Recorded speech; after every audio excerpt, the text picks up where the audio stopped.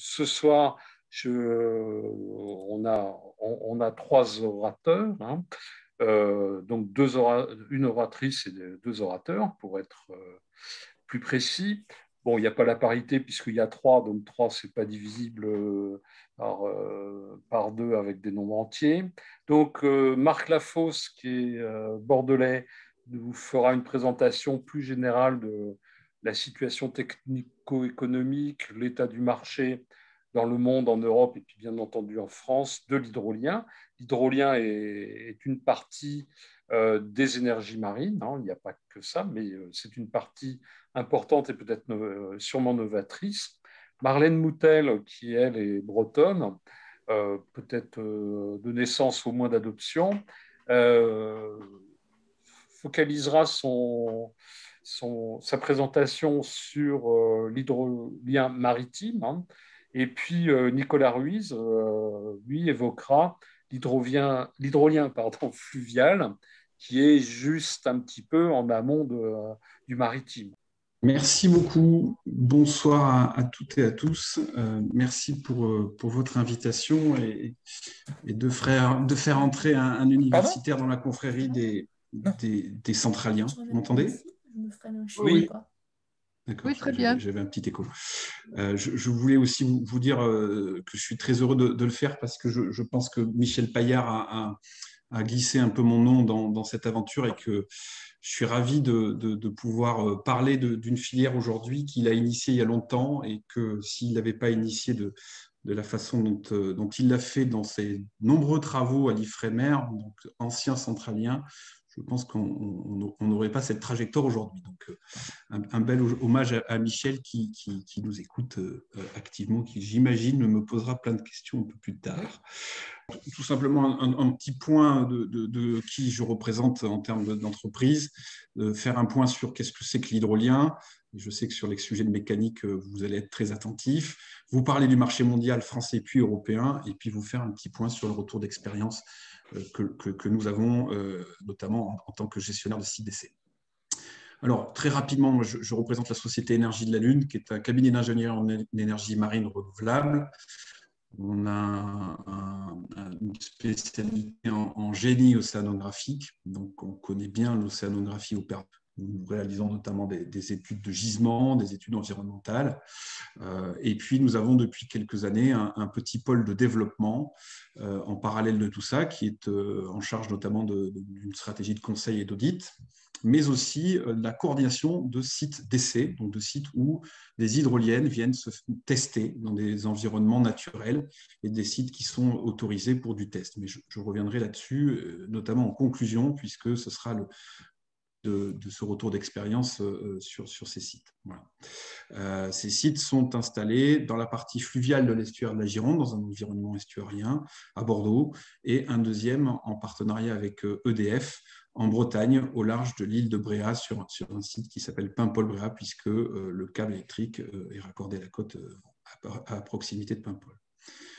Aussi actif dans le syndicat professionnel qui relie les acteurs de l'énergie, au sein du syndicat des énergies renouvelables. J'ai la chance d'être président de la commission énergie marine. Également investi au cluster maritime français et dans l'observatoire des énergies de la mer. Voilà, notre activité est les énergies marines renouvelables et un peu de génie côtier et littoral, majoritairement quand même dans le domaine de l'hydrolien. On ne s'appelle pas énergie de la Lune pour rien, mais on fait aussi pas mal de choses, beaucoup d'études sur les autres domaines. Je crois que l'an passé, nous avons un chiffre d'affaires qui s'est organisé sur l'hydrolien aux alentours de 60%. Voilà. En étant dans filière et historiquement, on a souhaité être comme étant structurant et à l'écoute de cette filière en émergence. Et nous avons eu deux opportunités il y a quelques années. La première, de créer donc Cénéo SAS, qui est une société de gestion des sites d'essai hydroliens, donc je vous l'ai dit, à Bordeaux, et puis désormais à Paimpol dans le cadre d'un programme européen. Et puis également pour valoriser cette filière, pour faire rencontrer les gens, et les acteurs universitaires, industriels et politiques, on a eu l'opportunité de créer une autre entreprise, une entreprise fille, qui est une agence événementielle et qui permet d'organiser un salon, une convention d'affaires annuellement, qui se déroulera en septembre. Elle a été décalée encore une fois à cause du Covid il y a quelques jours, hein, qui se déroulera à Nantes. Cette convention d'affaires réunit à peu près 3500 personnes sur 2 jours. Elle s'appelle Synergie. Voilà. Donc là-dedans, on intervient évidemment sur la partie connaissance du marché et nos actionnaires, nos confrères, sur la partie événementielle et communication. Voilà. Sur la partie site d'essai, on s'est structuré en essayant de couvrir tous les métiers qu'il est nécessaire de couvrir quand on opère un site d'essai. Donc, Énergie de la Lune sur la coordination et le suivi environnemental. Valorem, qui est un énergéticien sur le suivi de performance, évidemment, et sur la surveillance et le maintien en sécurité du site d'essai, puisqu'ils ont une filiale métier qui s'appelle Valemo, qui est en charge de cette partie-là. Serenis, également un acteur bien connu du Bordelais, sur la maîtrise d'œuvre nautique, et puis la SEM Route des Lasers, qui assure la gestion administrative et les finances de cette entreprise. Voilà, donc ces 2 sites sont, comme je viens de dire, à Bordeaux et à Bréa. Alors, l'hydrolien. L'hydrolien, pour aller un peu vite et à l'essentiel de le voir organisé suivant une classification que vous voyez à l'écran, avec notamment ce coefficient de performance qui doit tenter de se rapprocher le plus possible de la limite de Betz fixée sur cette planète à 59%. Et donc, ces différents types de turbines qui vont capter l'énergie cinétique d'un courant s'organisent on va dire surtout de 2 façons, autour de turbines à flux axial, donc axe horizontal, on les appelle un peu plus couramment, avec des pales qui sont symétriques ou asymétriques, ce qui permet d'avoir une machine qui soit se retourne face à son courant aux étals de marée basse ou de marée haute, soit bien fixée et capte l'énergie cinétique sans bouger cette turbine. Une deuxième façon de capter l'énergie cinétique des courants, c'est les turbines à flux transverse, qui peuvent être soit positionnées verticalement dans la colonne d'eau, soit posées au fond, mais toujours transverses par rapport au courant. Et là, il y a beaucoup de types de turbines différents, avec des turbines assez loin de la limite de Betz, que l'on appelle les Tyson. C'est un peu comme les roues à hob que l'on pouvait voir en propulsion, bateaux qui se baladaient sur le Mississippi. On est sur des CP aux alentours de 14% en général. Et puis jusqu'à des technologies innovantes, les turbines Gorloff, les turbines Savonus, ou bien les turbines qui optimisent des pales qui se rendent dans leur chemin retour face au courant le moins en frein possible, en drapeau, turbines Pure-Tate ou les turbines de LIP. Voilà. Donc, pour aller un petit peu plus loin, je vous ai donné quelques exemples très imagés de technologies qui utilisent ces principes. Donc, le principe d'hydrofoil oscillant, ici représenté sur ce slide, avec un Français, notamment Il Energy, qui continue son développement actuellement, qui est sorti des laboratoires de l'Ifremer notamment, qu'on voit sur la photo en haut à gauche, et qui reprend le mouvement ondulatoire du Nangui, Il en anglais, pour récupérer l'énergie cinétique de ce mouvement par l'intermédiaire de pistons. Cette technologie est en train de prendre de la maturité pour évidemment se tester, on l'espère, assez rapidement sur un site d'essai, et notamment sur celui de Bordeaux, puisqu'il est attendu avant la fin de l'année sur le site. D'autres acteurs internationaux comme Biostream, qui reprennent la nageoire du poisson, comme un peu le biomimétisme se positionne sur cette filière. Une deuxième solution de grande famille d'hydroliennes, ce sont les hydroliennes à flux transverse, comme je vous l'ai indiqué. Donc là aussi, pareil, quelques illustrations de turbines Le français assez connu dans le domaine est évidemment HydroQuest, dont je parlerai un petit peu tout à l'heure, puisqu'on a eu la chance de l'avoir sur le site d'essai. Un Canadien également surveillé du côté du Canada, qui lui a visé plutôt les marchés des canaux d'irrigation. ORPC également, qui est vraiment une turbine Gorloff, là, qu'on voyait tout à l'heure, qui est posée sur le fond des océans et des rivières, qui pour l'instant se développe beaucoup aux États-Unis, et notamment en Alaska. Si on passe au flux axial avec, vous la reconnaissez, l'hydrolienne dont nous parlera tout à l'heure Marlène Moutel de Sabella, et puis Guinard Energy, qui a la particularité d'avoir une tuyère qui optimise le flux. J'imagine que Nicolas développera cette innovation. Et puis de temps en temps, on voit aussi des hydroliennes qui apparaissent en ayant fait un choix de ne pas forcément poser au fond, d'être flottantes. C'est le cas de Orbital Power ici, puis je pense que Nicolas dévoilera aussi que Guinard, dans les fleuves, a opté aussi pour cette solution, notamment en Guyane. Donc vous voyez ici les turbines qui ont des designs un petit peu différents, avec différentes pales et différentes formes de pales. Enfin, dans la catégorie autre, je vous donne un petit exemple qui est assez particulier, d'une vis sans fin, dont l'orientation à 45 degrés dans l'océan et dans les courants permet la rotation de l'axe central de cette vis sans fin, qui évidemment génère une énergie électrique au bout d'un alternateur.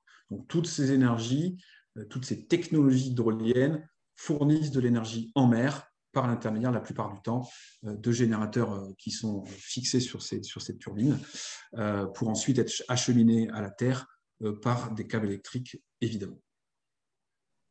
Alors, cette énergie, comme l'a très bien indiqué M. Lecointe tout à l'heure, fait partie d'une grande famille, la famille des énergies marines renouvelables.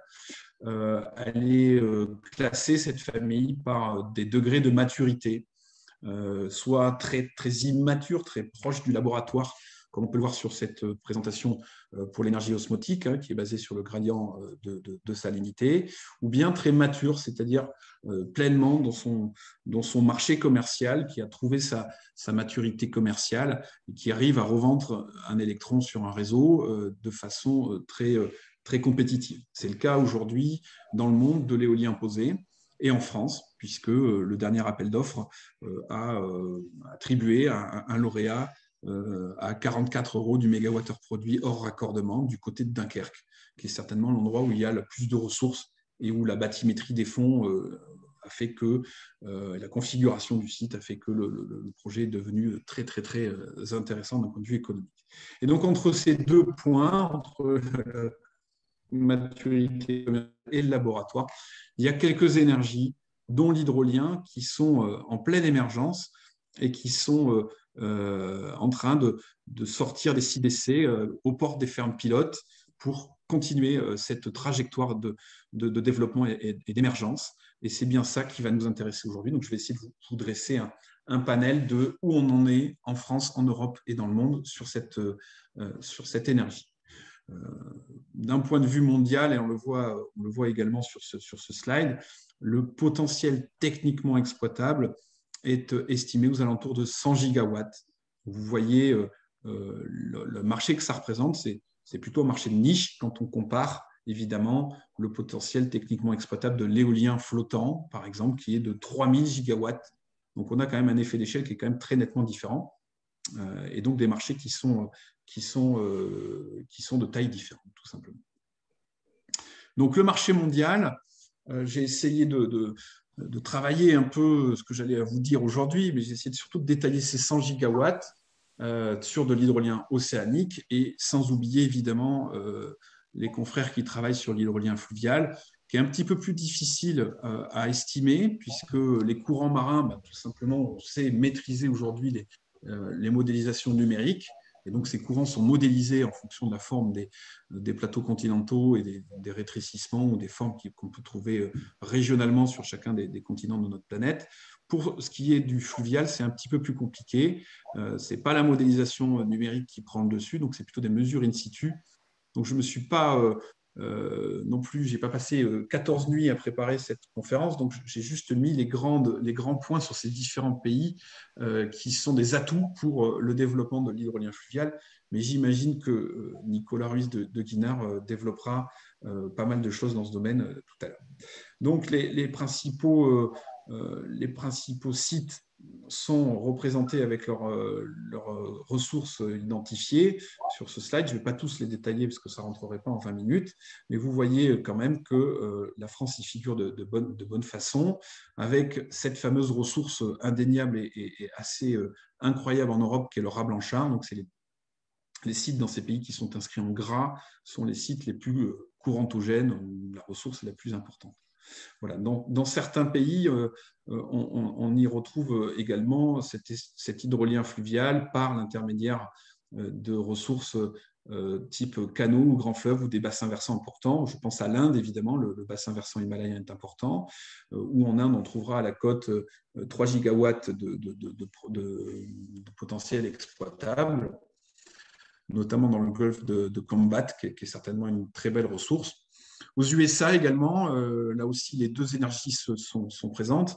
Je parlais un tout petit peu tout à l'heure de InStream, qui a identifié un très fort potentiel sur les canaux d'irrigation qui irriguent les mégalopoles depuis les Rocheuses vers la côte ouest américaine, où il y a certainement un potentiel important et des conflits d'usage très minimes, puisque ces canaux ne sont pas exploités par la navigation ni par la pêche.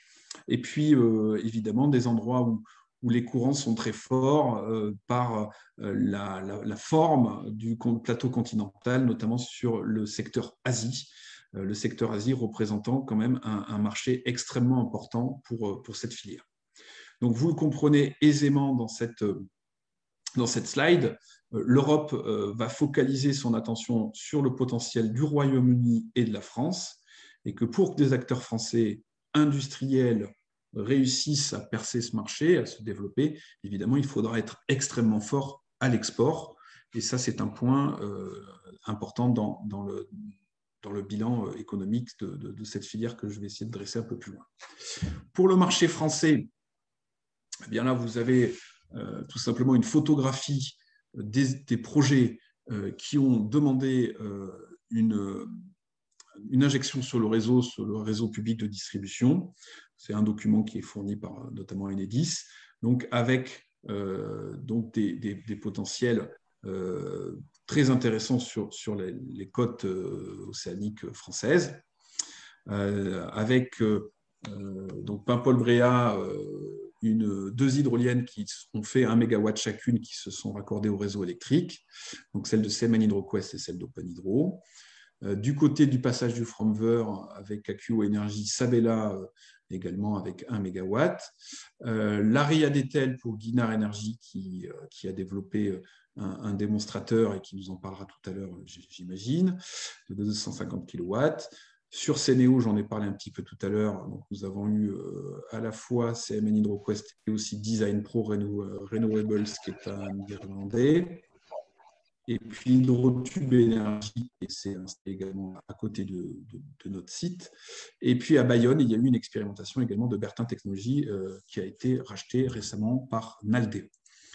Également du côté du fleuve Rhône, à Caluire-et-Cuire, Hydrowatt, qui s'est appelé Unit il y a quelques années, a développé une petite ferme pilote de 4 machines de 320 kW au total.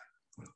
Aujourd'hui, cette émergence de cette filière, elle est également réalisable grâce à des moyens d'essai qui sont représentés sur cette carte également, à l'Ifremer de Boulogne-sur-Mer ou de Brest, à la DGA de Val-de-Reuil, ou évidemment, vous les connaissez bien, évidemment l'École centrale de Nantes qui a des moyens d'essai historiques dans ce domaine. Pour être extrêmement précis, je vous ai donné également les chiffres de l'Observatoire des énergies de la mer de 2019, et la filière française de l'hydrolien comptait parmi ses rangs 159 emplois parmi les 3015 de cet observatoire. C'est assez précis.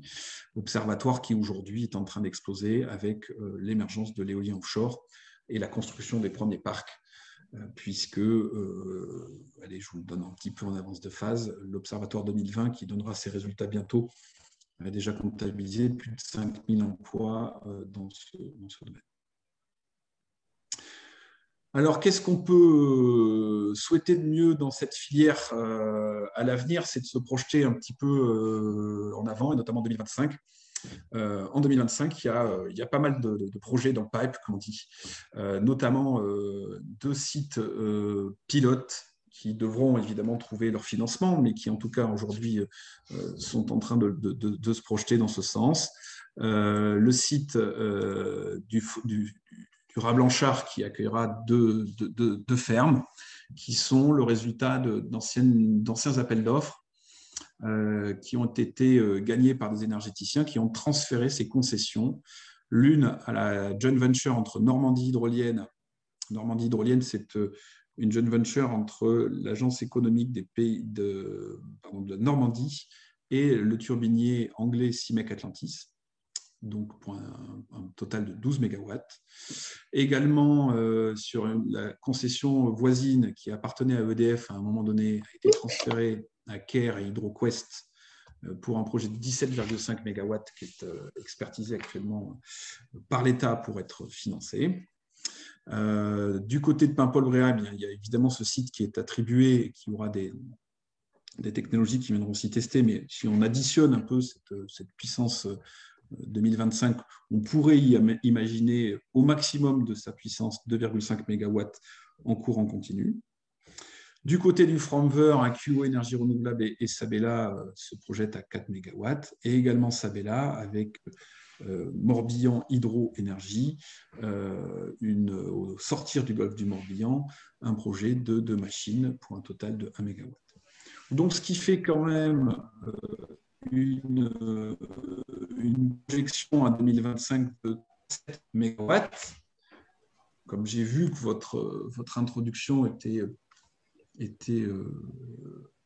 du moins dans le teasing de votre conférence, était un petit peu piquante. Je me suis permis quand même de vous montrer que cette filière était en pleine émergence et que malgré l'arrêt très significatif et très médiatique d'un grand acteur de l'industrie française, cette filière elle n'est pas morte, elle continue au contraire son émergence, et que 37 MW à l'horizon de l'Europe, c'est quand même intéressant pour un futur assez proche. Donc justement, ce futur assez proche, on peut le traduire d'une façon un peu particulière sur l'ambition politique. D'abord, au niveau régional, et si on prend la région qui a l'air de se positionner très fortement sur ce secteur, c'est la région Normandie qui a identifié 500 MW de projets en service à l'horizon 2030, donc c'est une belle projection, une belle feuille de route. Que la PPE française n'a pas retenu l'hydrolien dans l'état actuel des choses. Cette PPE, elle va de 2019 à 2028, mais il y a une clause de revoyure en 2023 avec le ministère de la Transition énergétique et qu'on espère bien, comme l'indique la petite phrase qui nous fait nous lever tous les matins pour cette filière, que si les acteurs de cette filière fournissent suffisamment d'éléments techniques en termes de performance, eh bien, il pourrait y avoir l'introduction dans cette PPE d'appels d'offres dans le domaine de l'hydrolien dans les futures années, 2028 et au-delà, et qu'aujourd'hui il existe quand même des bases légales qui permettent aux porteurs de projets d'obtenir des soutiens financiers, notamment par l'intermédiaire d'un tarif d'achat ou d'un complément de rémunération. Donc, il y a 2 dispositifs dans la loi énergie-climat et dans le code de l'énergie. Donc, ça nous laisse quand même présager une progression de cette ambition politique qui, on ne va pas s'en cacher, se le cacher, n'est pas au rendez-vous actuellement, mais qui laisse quand même présager qu'en montrant patte blanche, on aura de quoi développer cette filière en France. Et qu'il est évident que pour faire de l'export, c'est quand même mieux de montrer que ça marche chez nous et que le territoire français soit une vitrine pour cette filière. Donc, quoi on regarde pour avancer tous les jours, tous les matins, la stratégie européenne des énergies marines renouvelables. Et là, contrairement à la France, il y a de la place. Il y a de la place pour tout le monde et il y a du financement. Donc, à court terme, en 2025, il est prévu le soutien et la mise en service de 100 MW dans ce secteur-là. Donc, ça me fait une belle transition pour la suite. Donc, 37 MW en France, Donc, ça laisse un peu de place quand même pour l'Angleterre et le Royaume-Uni, pardon, sans parler Brexit. Voilà le projet du côté de nos confrères de l'autre côté de la Manche. Ils ont prévu à l'horizon 2025 de mettre en service 124 mégawatts dans le secteur de l'hydrolien océanique. Donc, plutôt du côté du Pays de Galles, pour 14 mégawatts du côté de ce site qui s'appelle Morleis. Du côté de l'Écosse, avec 80 mégawatts de certainement CIMEC Atlantis, et également du côté du Solent, hein, ce courant qui est autour de l'île de Wight, entre l'île de Wight et l'île d'Angleterre, avec un projet de 30 mégawatts qui est sécurisé. Donc tout ça attend ce qu'on appelle un allocation round, le numéro 4, qui permettra d'apporter des éléments financiers et d'un tarif d'achat, évidemment, et d'autres dispositifs de financement pour ces projets océaniques. Donc, vous voyez que très clairement, la France et l'Angleterre, ou le Royaume-Uni, pardon, sont positionnés pour tenir les objectifs de cette feuille de route hydrolienne et ou le moteur européen, de dimension européenne. Donc 100 MW en 2025, puis ensuite 1 gigawatt en 2030 pour atteindre les 40 gigawatts en 2050. Et là, toute la démonstration est importante, d'essayer d'atteindre des coûts complets de l'énergie qui soient évidemment compétitifs avec le reste de la filière ou d'autres énergies renouvelables compétitives. Du coup, la démonstration qui aujourd'hui est faite par le syndicat des énergies renouvelables, par l'Association européenne des énergies de la mer, pardon, et l'Angleterre, c'est qu'en ayant des perspectives de réduction des coûts et une vitesse d'ouverture des marchés suffisante, on puisse entamer une décroissance des coûts. Et tout cela induit évidemment par des perspectives de volume de ces fermes. Et quand on prend ces ingrédients, les 3 ou 4 études qui sont présentées aujourd'hui, mais je vais passer assez vite puisqu'en faisant la démonstration d'une, ça convient avec le reste. Et puis je vous enverrai de toute manière mon PowerPoint si vous voulez continuer à décortiquer ces effets de volume et de coût. On a une convergence vers un scénario qui est très clair. On aurait un coût complet de l'énergie, ce fameux LCOE, aux alentours de 185 à 250 euros du mégawattheure produit à partir de 100 mégawatts installés. Et au-delà de 1000 mégawatts installés, 1 gigawatt, on serait quasiment en dessous de 100 euros du mégawattheure produit. Et c'est évidemment cet objectif que la filière se fixe à l'horizon 2030. Et c'est démontré par diverses études.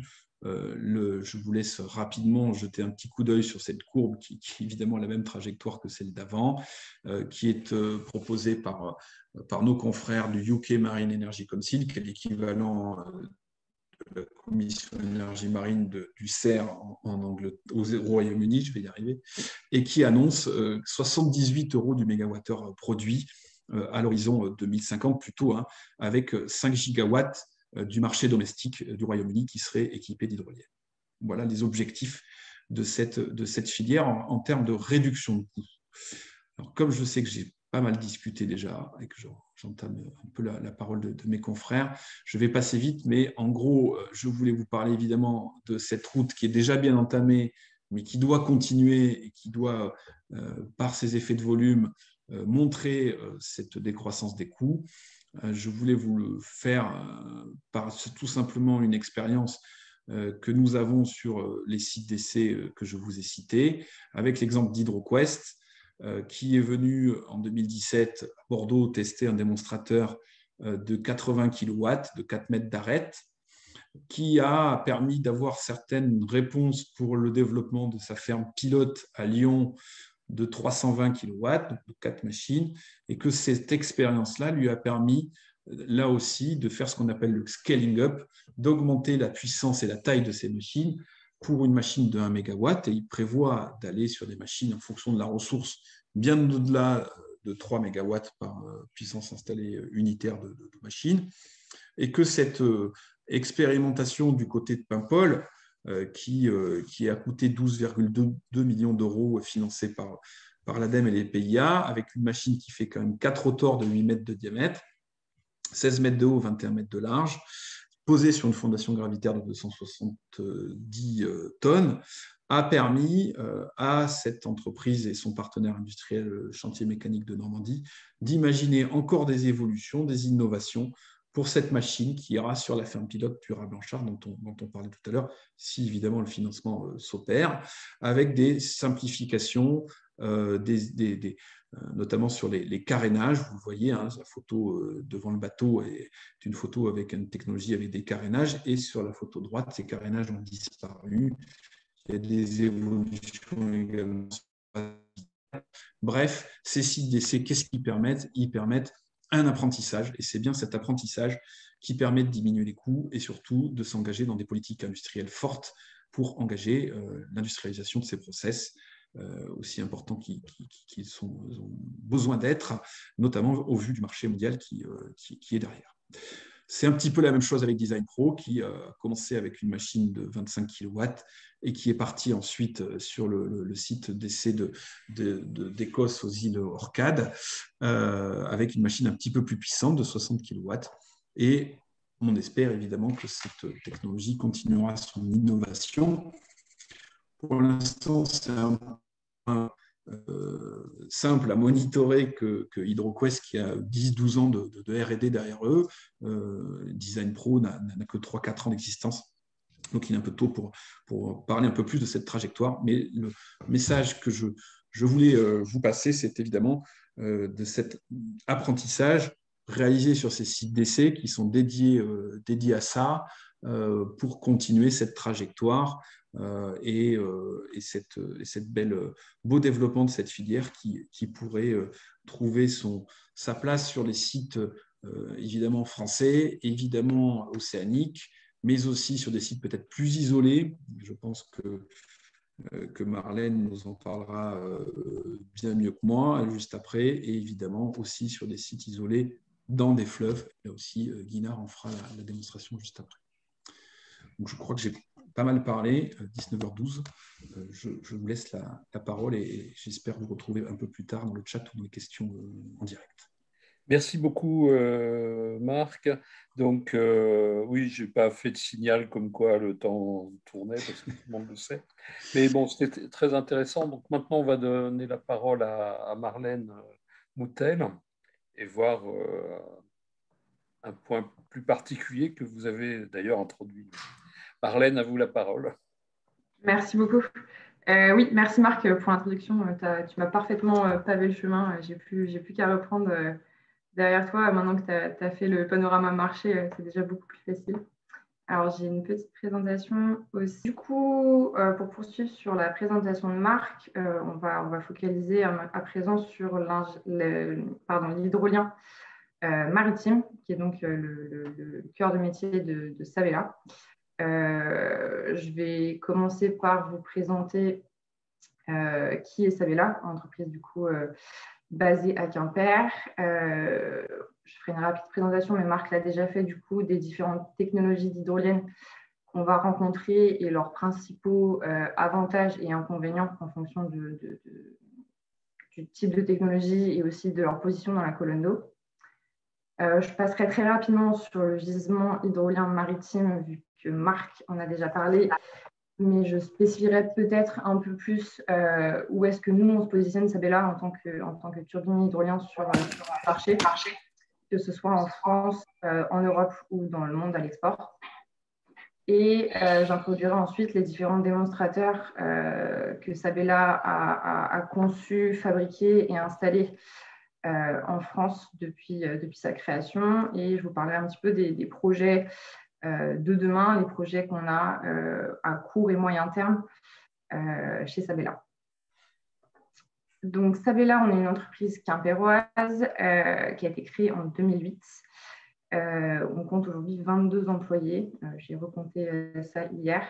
Donc, petite structure, encore à taille très humaine, mais on travaille sur des machines assez conséquentes, vu qu'on développe des technologies de l'ordre du mégawatt aujourd'hui. C'est ce qu'on va avoir aujourd'hui dans l'hydrolien en termes, ce qu'on va appeler en termes de grande capacité. Aujourd'hui, on sait qu'on ira sur des machines plus grosses que le mégawatt, peut-être 2,5, 3 mégawatts, mais probablement pas beaucoup plus au-dessus de ça pour différentes contraintes. Donc, on est bien des turbiniers hydroliens, c'est-à-dire qu'on va assurer la partie ingénierie, la partie construction, la partie assemblage des hydroliennes. Et on va parfois aussi aller jusqu'à l'installation de ces dernières pour nos clients qui sont soit des énergéticiens, soit des développeurs de projets. Donc, on est sur un schéma vraiment du turbinier comme un Vestas dans l'éolien, par exemple. Aujourd'hui, à ce stade, on se positionne, on est au niveau encore, on va dire, alors moi j'appelle ça un démonstrateur pré-commercial. Il y a plusieurs moyens de nommer la technologie qu'on a fabriquée jusqu'à aujourd'hui. C'est une technologie pré-commerciale dans le sens où elle n'a pas vocation aujourd'hui à être vendue à un client. Ça reste un démonstrateur, mais c'est un démonstrateur à taille réelle. C'est une machine de 1 MW et elle a été testée en conditions réelles. Donc, elle a été immergée sur un site qui a un potentiel, lui, commercial, et elle a été raccordée à un réseau électrique. Ensuite de ça, on travaille du coup sur des projets de ferme pilote. Donc, la prochaine étape après le démonstrateur pré-commercial, c'est de passer d'une machine à plusieurs machines sur un site également à potentiel commercial qu'on va pouvoir ensuite agrandir en installant de plus en plus de machines. En termes d'actionnariat chez Sabela, on est assez égalitaire en termes de type d'investisseurs. On va avoir des investisseurs de type privé, bancaire, mais aussi BPI France, qui est du coup la banque publique de financement française, et aussi des industriels qui, eux, ont une valeur ajoutée dans la construction des hydroliennes. Voilà, comme je l'ai dit, nos bureaux d'études sont à Quimper, mais notre site industriel, là où on va venir construire une partie des hydroliennes et surtout les assembler, et ensuite le départ du port pour le site d'installation est basé à Brest. On a vocation à y rester pour un petit moment. Marc a déjà présenté les différents types de technologies d'hydroliennes. Donc, vous l'avez compris, Sabela, on est sur des hydroliennes posées sur le fond marin. Il n'y a aucun élément qui va sortir de la surface de l'eau. On est complètement immergé. Et on est sur des hydroliennes à rotor horizontal, donc à l'inverse de notre concurrent français HydroQuest, qui est lui une hydrolienne posée à axe transversal. Donc, c'est différentes technologies avec des avantages et des inconvénients. La principale composante qui va nous différencier de l'hydrolien flottant, qui là est en fait une structure assez similaire à un navire en fait, où on a quelque chose de flottant avec la structure hydrolienne qui est rattachée en dessous, qui évolue dans la colonne d'eau, mais quand même assez proche de la surface. Ça va être principalement en termes d'avantages pour l'hydrolien posé, c'est le fait qu'on n'ait pas d'impact visuel. C'est quand même quelque chose qui revient beaucoup dans les conversations.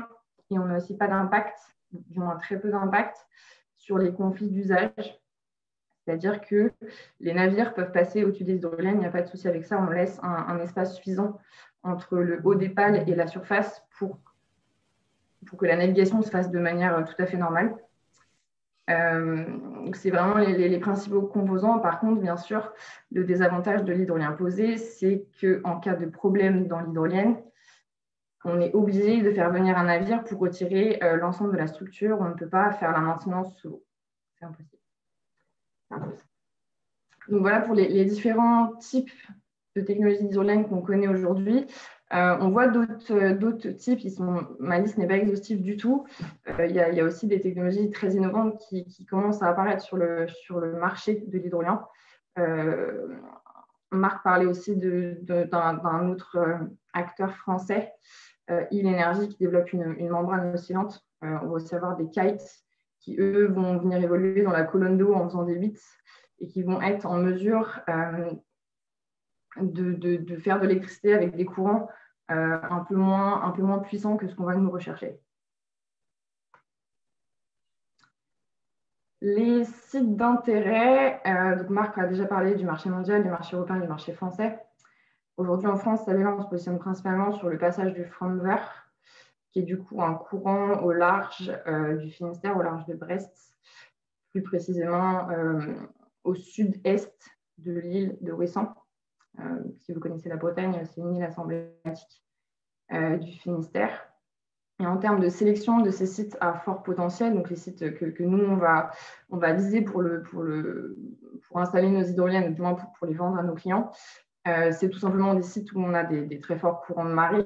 En général, on regarde plutôt des sites aujourd'hui avec un minimum de 2 mètres par seconde de courant, ce qui est assez conséquent. C'est des sites qui sont quand même très localisés. Il n'y en a pas partout. C'est vraiment des emplacements assez spécifiques de par le monde où on va trouver ces forts courants de marée, principalement du coup en France sur la côte atlantique et même principalement en Bretagne et en Normandie.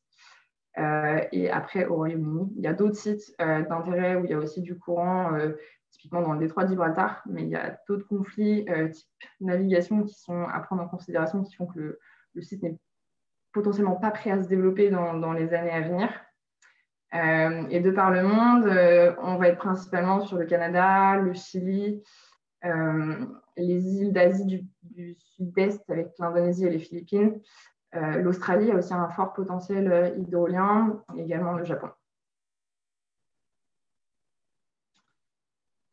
Une petite vidéo du premier prototype d'hydrolienne qui a été fabriqué par Sabella, qui est l'hydrolienne D03, qui a été installée dans l'embouchure de l'Oder en Bretagne, à côté de Bénodet, en 2008.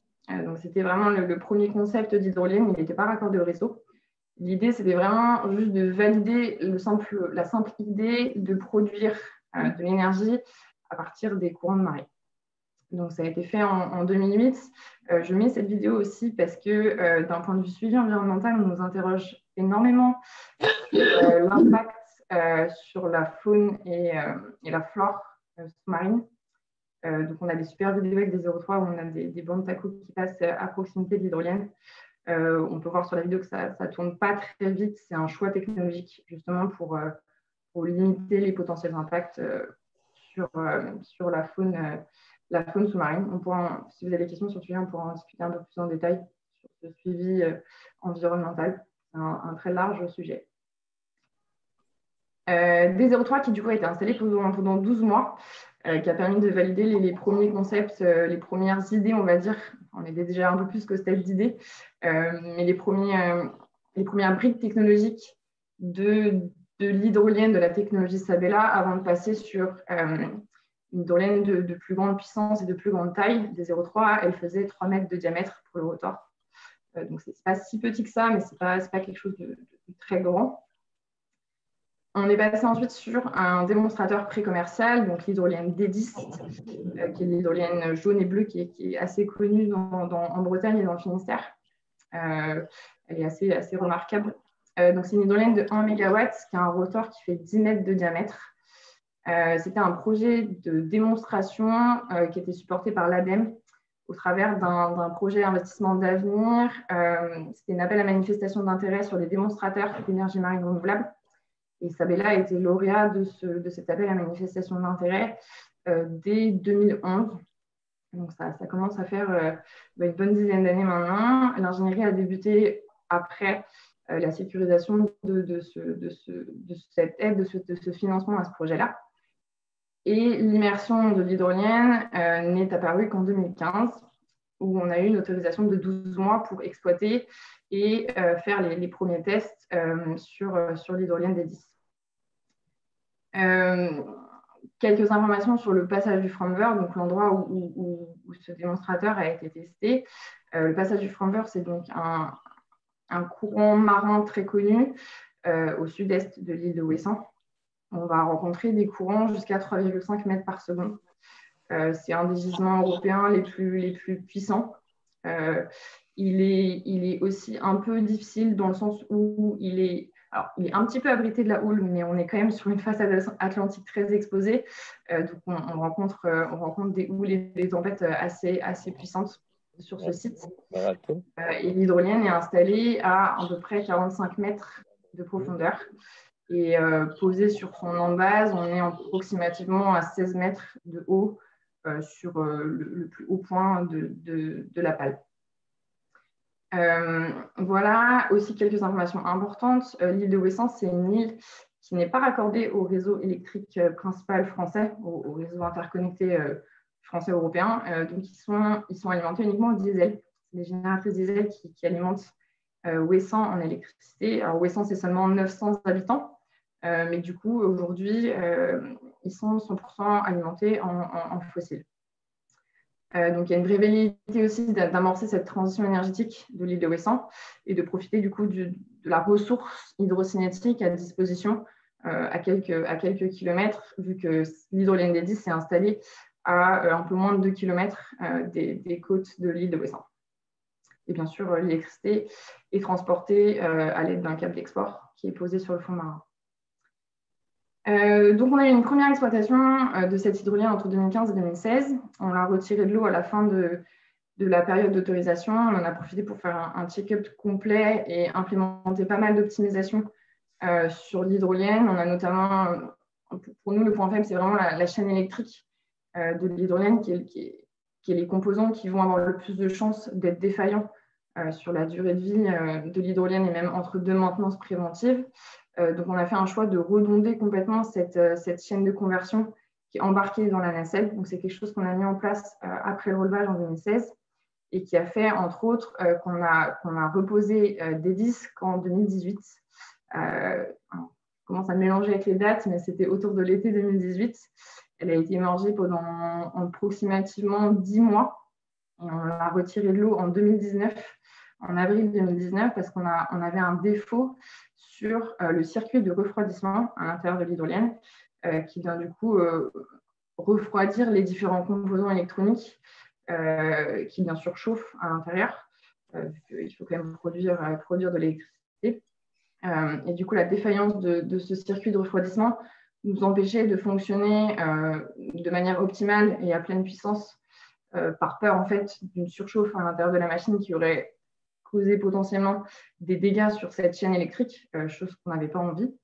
Donc, on a ressorti l'hydrolienne pour retravailler sur ce circuit de refroidissement qu'on a optimisé. On sait aujourd'hui que sur les prochains designs, on est en train déjà de réfléchir sur comment faire mieux, voire même comment ne pas mettre de circuit de refroidissement en collant au maximum les différents composants électroniques au plus proche de la paroi de la nacelle, en fait, qui se refroidissent tout seuls assez simplement, entre guillemets. C'est un peu plus compliqué en réalité, mais par convection, avec l'eau de mer en Bretagne, qui est à une température assez constante tout au long de l'année, à 50 mètres de profondeur, d'environ 12 degrés. C'est suffisant pour refroidir tout ça. Ça, c'est des choses qu'on prépare pour les prochaines hydroliennes. Donc, on arrive à présent sur les derniers relevages repos qu'on a eu à faire entre 2019 et 2020, où cette fois, on a rencontré des problèmes sur la connectique. On a eu des problèmes de barrières d'étanchéité sur cette connectique qui ont été franchis, ce qui, bien évidemment, sur un système qui est supposé être immergé, n'est pas de bon augure. Qui nous a donc forcé à installer l'hydrolienne et à la retirer quasi immédiatement pour empêcher bien sûr des dégâts sur beaucoup plus de composants annexes à ce système de connectique. La première fois, on a changé différents composants, ça n'a pas suffi. Aujourd'hui, on travaille vraiment sur une refonte complète, un redesign complet de ce système de connectique, donc qui est vraiment l'interface entre l'hydrolienne et le câble d'export pour pouvoir remettre à l'eau dès cet été. Je ne donnerai pas de date, vous pouvez poser la question. On a un calendrier, mais on sait que entre le Covid et les conditions météocéniques, on ne donne pas de date avant d'être sûr sur la réimmersion. Voilà, donc pour des 10, les prochaines étapes de ce démonstrateur pré-commercial, ça va être de travailler sur la validation de la courbe de performance de l'hydrolienne une fois qu'elle sera réinstallée et aussi de travailler sur tous les aspects suivi environnemental, qui est un aspect sur lequel on est aussi suivi et qui est très important pour le développement de la filière et pour les premières fermes pilotes à venir.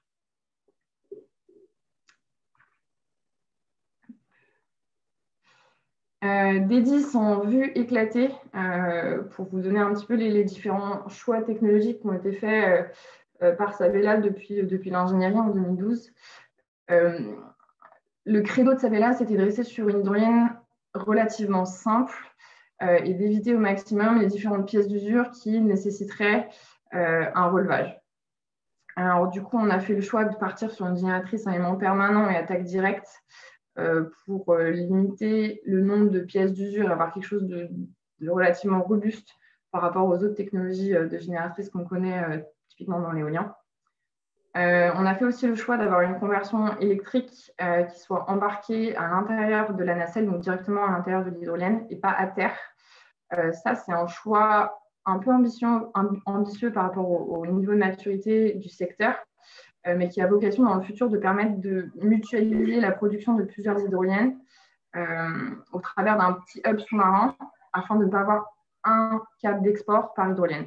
Aujourd'hui, on est sur des fermes pilotes où il y a un nombre qui est encore très limité de turbines, mais dans le futur, quand on aura des fermes de plusieurs dizaines d'hydroliennes, on ne pourra pas avoir un câble par hydrolienne qui arrive à la côte. Ce n'est pas quelque chose d'envisageable.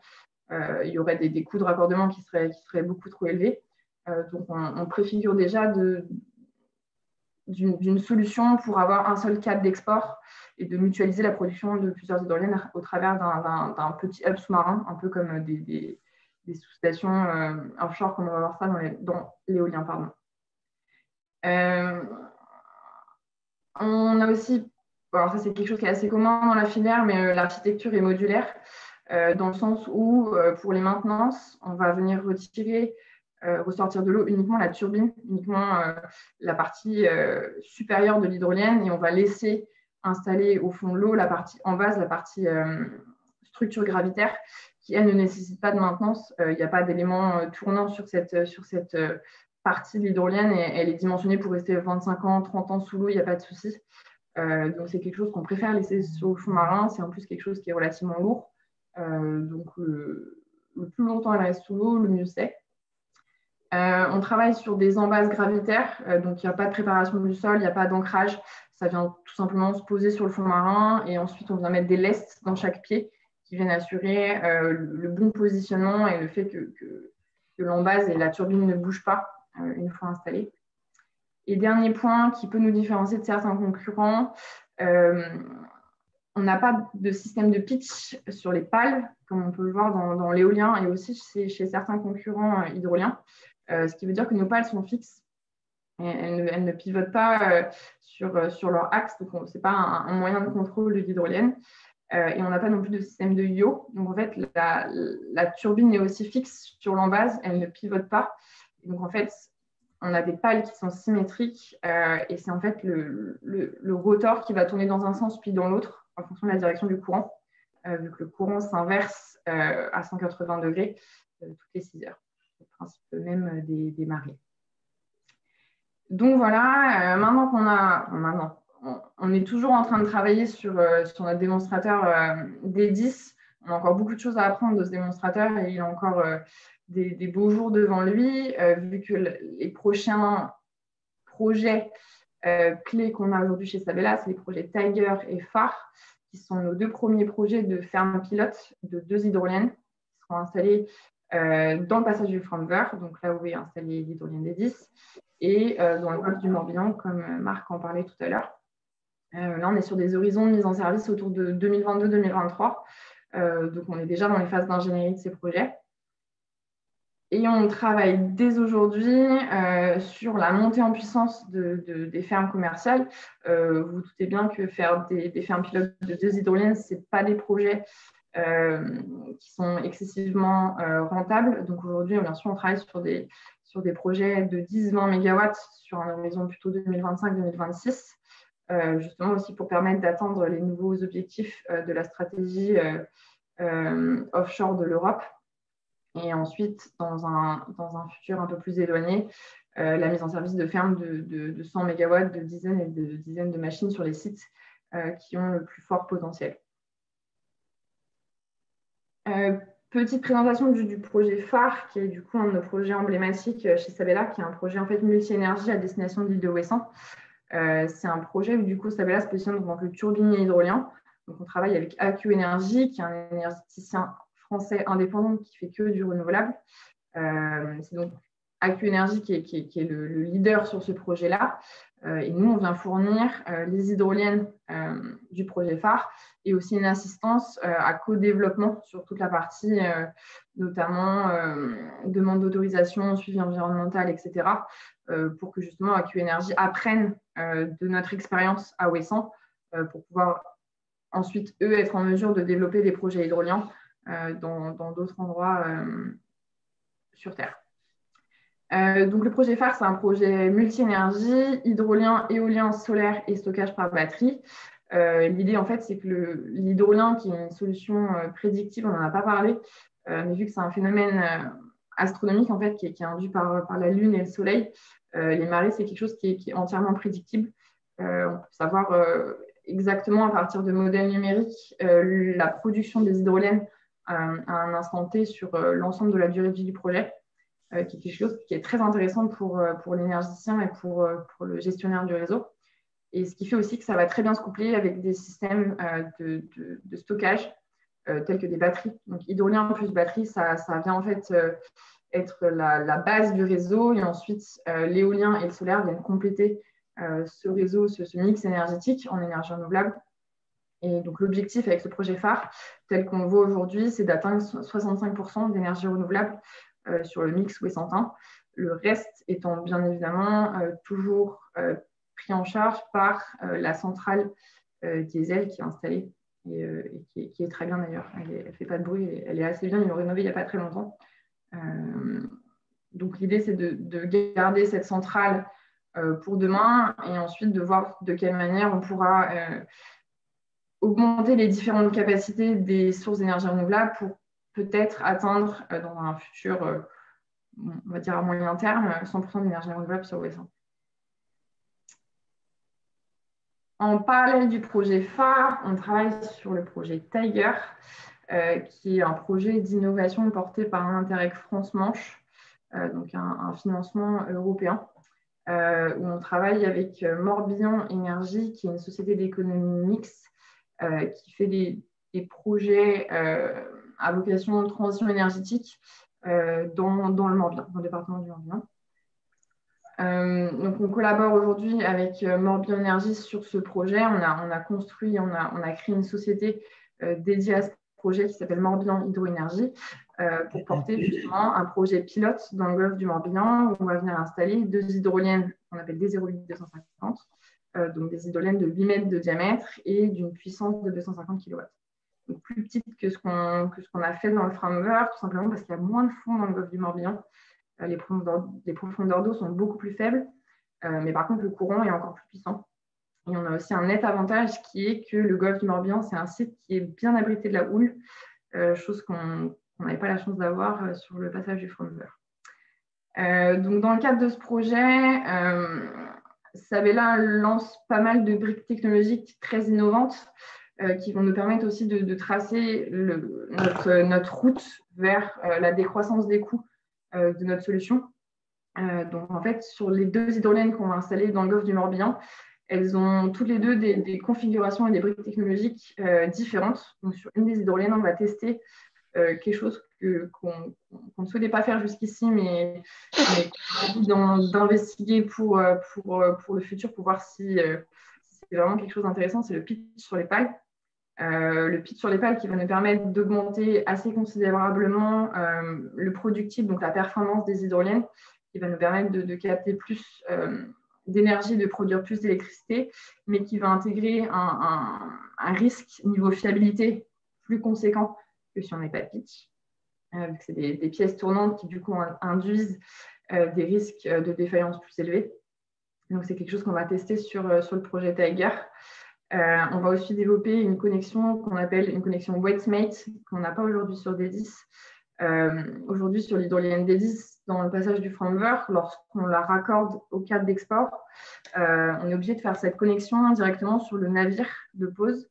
On est obligé de sortir la bretelle, sortir le câble d'export, faire la connexion sur le bateau et remettre ensuite l'ensemble à l'eau. Donc, c'est un petit peu lourd, sachant que lors des opérations de pose dans l'hydrolien, on ne travaille que sur les étals, donc seulement sur le moment où la marée change de sens. Dans le framework, ça nous laisse un créneau qui va de 30 minutes à 15 minutes en fonction des créneaux, donc c'est vraiment des temps assez courts. Donc le timing est très important.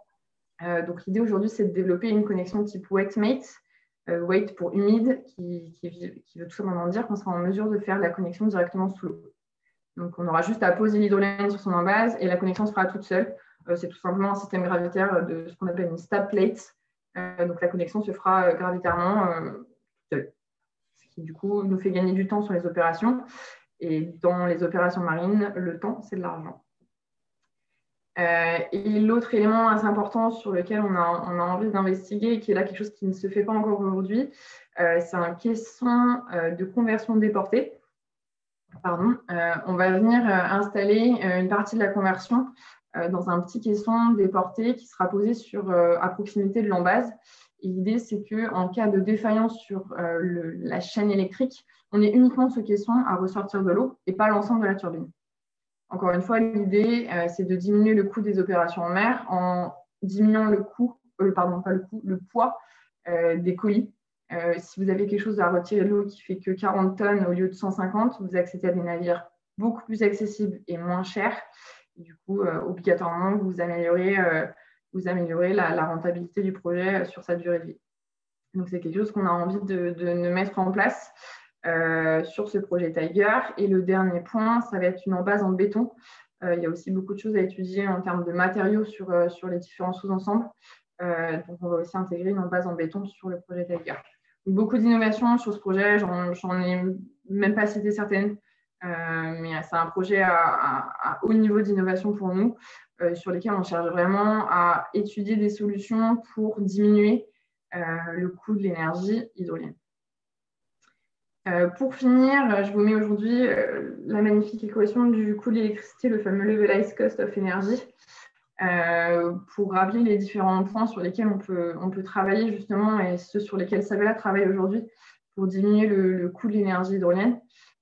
Donc, on peut jouer à la fois sur les CAPEX, donc les coûts initiaux de construction d'ingénierie ou d'installation des hydroliennes. Ça va être quelque chose qui va être plutôt adressé dans le futur avec les projets qui vont arriver où on va venir installer plus d'hydroliennes, on va venir installer des hydroliennes avec une capacité plus élevée. Donc, en fait, par effet de volume et effet d'échelle, on va venir travailler sur ces CAPEX. Aujourd'hui, c'est la même chose dans l'éolien. Si vous faites un projet avec une ou deux éoliennes, il y a peu de chances qu'il soit rentable ou très peu rentable. Par contre, si vous en installez 50, ça change énormément l'équation. Ce sera la même chose dans l'hydrolien. Ensuite, on va venir travailler sur les OPEX. Donc là, c'est sur les coûts qu'on va avoir sur la durée de vie du projet. Donc, typiquement, les coûts de maintenance, qu'ils soient maintenance préventive, donc planifiée, ou curative, s'il se passe quelque chose un défaut en fait, qui nécessite une maintenance. Donc, on vient travailler à la fois sur la fiabilité et sur aussi les plans de maintenance. Comment, justement, avec le caisson déporté, on va pouvoir améliorer le plan de maintenance en ayant accès à des navires qui nous coûteront moins cher. Ça, c'est des choses sur lesquelles on travaille. Et on travaille aussi sur des projets de collaboration pour avoir accès à des navires dédiés à l'hydrolien. C'est une chose qui n'existe pas aujourd'hui. Aujourd'hui, on fait venir des navires de Norvège, de pays du Nord, qui sont plutôt dédiés au secteur oil and gas. Donc, en fait, à partir du moment où on dit aux navires de partir de Norvège pour venir en France, on paye ce transport, plusieurs jours de transport au tarif quasi plein. Donc, c'est des choses qui font que l'hydrolien et l'hydrolien posé plus spécifiquement ont encore des pistes de réduction sur ces aspects-là. Et pour finir, le productible, donc bien évidemment, on a vocation à chercher des ressources qui sont où la ressource est en fait très, très, très puissante, où les courants de marée sont très puissants. Et on veut travailler bien sûr sur la performance de l'hydrolienne. C'est pour ça qu'on souhaite aussi étudier le pitch. Plus on produit, plus l'économie du projet sera bonne. Et le dernier point, c'est la disponibilité qui est un peu liée à la fiabilité. Plus notre hydrolienne va produire, moins de temps elle sera en maintenance et mieux ça fonctionnera in fine. Donc voilà, on essaie de travailler sur ces différents aspects pour arriver à des coûts compétitifs à un horizon, on espère, le plus rapide possible. Merci beaucoup. J'espère ne pas avoir trop dépassé non plus.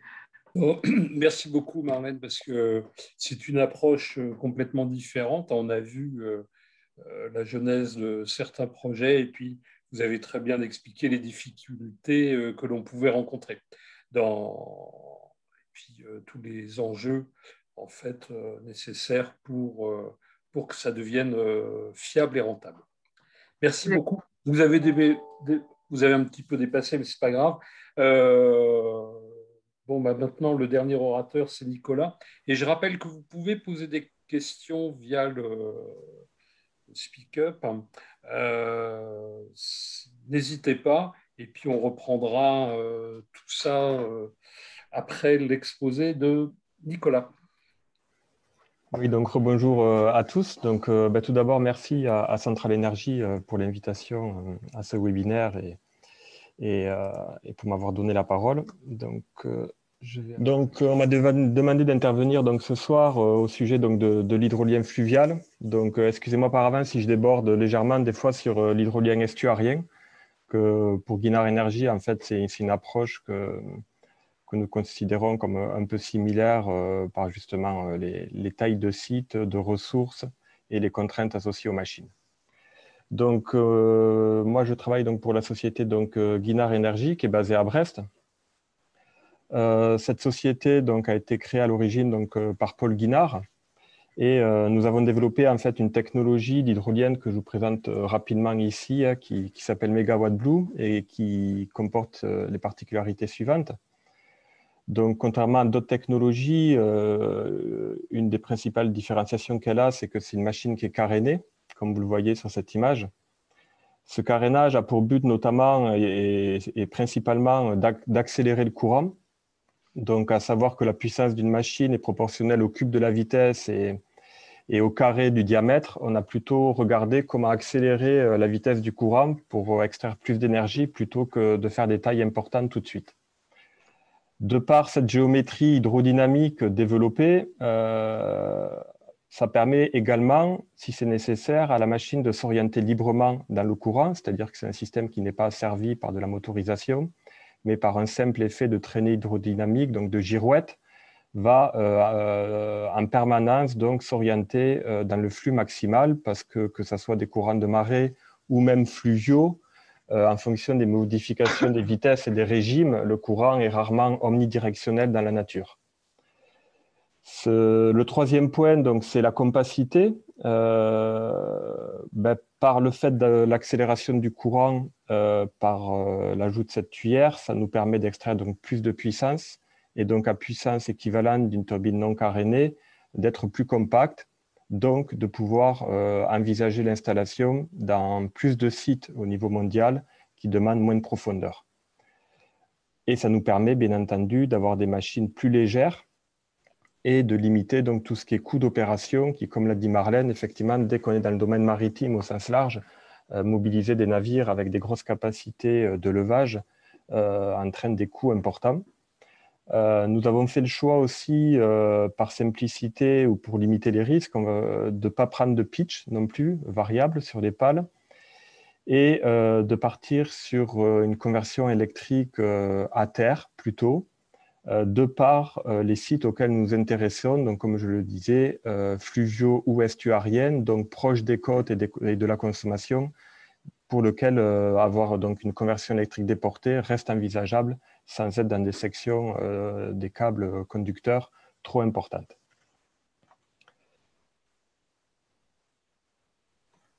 Donc, ce slide pour vous présenter en fait notre approche. En fait, nous avons fait le choix au Guinard Énergie, un choix un peu pragmatique et aussi par la taille de notre structure, de partir plutôt sur des petites machines.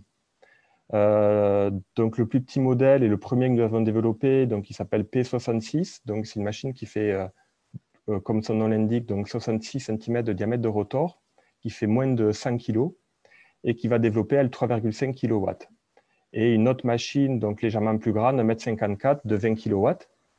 Ces deux machines-là, je les regroupe en fait dans des cibles de marché que nous appelons donc tout ce qui est zones interconnectées, sites isolés, dans le but de créer des microgrids ou dans les pays dans lesquels il y a déjà un réseau national, de pouvoir apporter des compléments ou voire de l'autoconsommation pour certaines configurations. Et après, la gamme pourrait s'étendre si les marchés évoluent dans ce sens-là sur des machines de 4 mètres, de 8 mètres, dont une 4 mètres que nous avions commencé en développement et en construction, mais que nous avons mis pour le moment, on va dire, en stand-by, en attendant l'émergence de ce marché-là.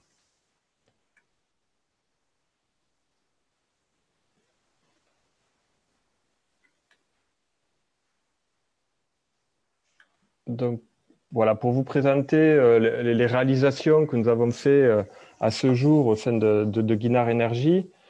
Donc, on voit qu'on s'adresse tout de suite, comme ça a été dit par Marc et par Marlène, sur un marché quand même mondial qui demande du temps à être adressé. Donc, comme tous les acteurs de la filière française, on cherche d'abord à faire des références au point de vue national avant de pouvoir s'exporter.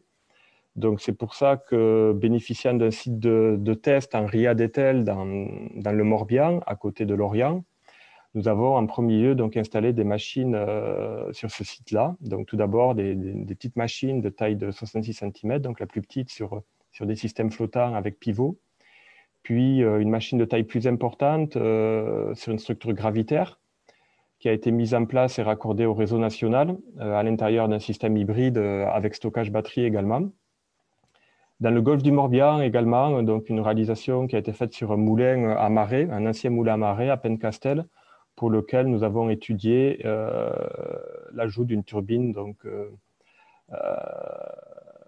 marine, enfin estuarienne dans ce cas-là, et réalisé également des études d'éthiocompatibilité et d'impact sur la faune pélagique. Et puis en Guyane, où l'an dernier, nous avons installé donc une machine pour alimenter un centre du CNRS, qui est couplé également après à des batteries, des panneaux photovoltaïques dans un cas fluvial. À Madagascar, voilà, une autre configuration, un système non interconnecté, où on crée un réseau totalement à partir de l'hydrolienne, du PV et de stockage pour alimenter un village de 200 maisons. Et, une installation bientôt à venir au Togo et pas mal de discussions en cours. Le contexte Covid ralentissant un peu les démarches commerciales en ce moment. Donc, je vais revenir un peu sur la ressource mondiale. Donc, comme l'a dit Marc, au point de vue océanique, il y a des modèles numériques qui ont été développés et qui continuent à être affinés depuis de nombreuses années pour justement connaître les vitesses de courant. Au niveau fluvial, on est un peu en manque de données. Il y a des estimations qui sont faites. Donc là, je vous ai mis un chiffre autour de 50 gigawatts. C'est peut-être largement plus, mais on ne dispose pas de données à ce jour parce que ça demande des relevés in situ en fait, des vitesses de courant. On a des données de débit, on connaît le nombre de fleuves, mais la vitesse demande des relevés. Donc, le gros avantage, même dans l'hydrolien fluvial, c'est quand même qu'on arrive à prédire la ressource. Une fois qu'on a fait des modèles, plus débit par exemple, ou les relevés de station, on a des variations saisonnières, comme on a dans des courants de marée avec les variations sur les coefficients de marée en fonction des impacts des astres. Ces variations saisonnières, on peut les prédire sur le moyen terme. Sur le long terme, peut-être que le réchauffement climatique impactera les choses, mais en tout cas, ça nous permet quand même de prédire un productible annuel et ses variances saisonnières. Là, je rembraye un peu sur l'estuarien ou les sites, les passes de toutes les petites îles qu'on peut trouver dans le Pacifique, donc plus de 25 000 îles habitées qui pourraient avoir le besoin de ce genre de technologie, pas forcément de dizaines de mégawatts, mais de quelques dizaines ou quelques centaines. Un rappel sur les fleuves, donc les fleuves d'Afrique, c'est quand même 27 000 km et de nombreux autres fleuves ou estuaires qui présentent en fait des conditions propices pour l'installation de ce genre de machines. Bien entendu, l'Amérique du Sud avec ses grands fleuves comme l'Amazone pour ne pas le citer, l'Inde également, Marc en a parlé rapidement, qui est un marché très important avec de nombreux canaux d'irrigation, mais je reviendrai sur les marchés potentiels. Donc là, je vais passer vite sur ce slide parce que ça a déjà été présenté, donc les différentes technologies de turbines que l'on peut trouver sur le marché au jour d'aujourd'hui. Et en focalisant sur l'hydrolien fluvial, donc les principaux que j'ai retenus dans le monde, donc Aqualib en Autriche, Smart Hydro, qui sont tous les deux en fait des turbines carénées en Allemagne, et Idenergy au Canada qui se développe pas mal, donc qui est plus en fait sur vraiment de l'hydrolien domestique. Là, c'est une machine qui fait 500 watts que les gens peuvent installer par eux-mêmes en fait à partir d'un cours d'eau ou d'un petit torrent à côté de chez eux qui permet d'alimenter leur maison, leur chalet. Voilà, après, ça dépend des autorisations d'installation. Je ne rentrerai pas forcément trop en détail sur ce point-là. Donc, notre nuance que je voulais apporter justement à la discussion entre un hydrolien fluvial ou un hydrolien, on va dire, marin, donc assujetti au courant de marée, c'est vraiment les différences de puissance qu'au fur et à mesure des heures de la journée qu'on va sortir. Même si on le pressent, l'hydrolien fluvial, si on considère sur une journée où il n'y a pas de grosses crues ou de grosses pluies, il va avoir une puissance relativement constante. Les variations vont être moins importantes au cours de l'année. Sur un hydrolien maritime, avec une onde de marée sinusoïdale, semi-diurne, ce qui est le cas ici, on voit qu'effectivement, nos régimes de puissance vont passer d'aucune production pendant les étals de marée jusqu'à une production maximum pendant la 3e et la 4e heure de marée. Donc ceci, bien entendu, a un impact sur le productif global. C'est le petit exemple que je donne dans ma phrase, où pour 1,9 mètres par seconde de vitesse constante qu'on peut trouver dans certaines fleuves ou rivières, c'est l'équivalent en fait à une production qu'on aurait sur un site hauturier marin avec une vitesse maximum de 2,7 mètres par seconde, soit un peu plus de 5 nœuds. Et ça va impacter forcément aussi les dimensionnements des systèmes électriques, c'est-à-dire qu'une machine qui doit produire sur tout le long d'une marée va devoir aller jusqu'à la puissance pic qu'elle va produire au maximum de puissance, qui peut être un grand variant par rapport à un cas fluvial qui va être sur des régimes beaucoup plus constants. C'est voilà, une des différences que je voulais souligner dans mon domaine d'intervention ce soir. Donc, les slides suivants, ça va être pour présenter un peu les différents marchés que nous avons travaillé au sein de Guinard Energy et que nous continuons à essayer de développer. Donc, tout d'abord, il y a ce qu'on appelle donc les ZNI, les zones non interconnectées. Donc, quelques rappels de chiffres. Au jour d'aujourd'hui, il y a quand même encore 1,6 milliard de personnes qui n'ont pas accès à l'électricité. Dans ces pays, pour la plupart en voie de développement, les populations, donc, elles sont en zone rurale, bien entendu, et elles sont structurées souvent proches de rivières ou de fleuves qui leur permet de faire de l'irrigation et de l'agriculture qui leur permet voilà, de produire leurs ressources alimentaires. Une grande partie en Afrique subsaharienne, c'est l'exemple que j'ai pris, bien entendu, de certains endroits en Amérique du Sud, en Asie-Pacifique, on retrouve un peu le même genre de configuration où s'ils n'ont pas un accès à l'électricité, ils l'ont juste avec des groupes électrogènes donc qui sont polluants et avec des coûts relativement importants. Un marché qui est un peu plus européen, le marché des moulins. Donc au jour d'aujourd'hui, il y a plus de 50 000 moulins en Europe, avec beaucoup qui ne sont plus en fonctionnement. Donc au-delà de tout ce qui est réhabilitation de ces sites, continuité écologique, autorisation et droit d'eau, la plupart de ces moulins en fait, fonctionnent sur l'exploitation de la chute d'eau, plus ou moins importante, des turbines de grande chute, Francis, Kapla, jusqu'aux turbines de très basse chute comme Turbiwatt. Ils utilisent vraiment le côté gravitaire, l'énergie gravitaire de l'eau. Les hydroliennes, elles, utilisent donc l'énergie hydrocinétique, donc vraiment la vitesse du courant. Et dans la plupart des moulins, donc, il y a un canal de décharge, un canal de fuite, dans lequel, à la suite du turbinage ou en amont de la chambre de turbinage, on va retrouver des vitesses d'eau importantes. Donc, au niveau des marchés, c'est des sites auxquels nous intéressons et nous essayons de nous implanter pour pouvoir donc, apporter des solutions de production complémentaires pour des moulins qui sont encore en fonctionnement, des nouvelles solutions de production pour les moulins qui ne sont plus en fonctionnement, pour lesquels les coûts de réhabilitation au jour d'aujourd'hui seraient trop importants et l'hydrolienne pourrait être une solution alternative, ou apporter un complément pour des moulins qui produisent déjà plus de 100 ou 50 kW, qu'ils exportent directement et qui revendent sur le réseau, de pouvoir apporter en fait un complément pour l'autoconsommation et les besoins du moulin localement. Pour revenir donc à notre marché, en fait, tous les fleuves européens, donc quelques réalisations que je montrerai par la suite qui ont déjà été faites. Ici, j'ai pris l'exemple donc des 10 plus grands fleuves européens. Et pour comparer, en fait, voilà, le débit de ces fleuves-là, de ces 10 plus grands fleuves européens, ça représente quand même 8 piscines olympiques par seconde et quasiment 700 000 par jour. Donc, c'est une énergie qui est là, avec des débits importants, on le voit.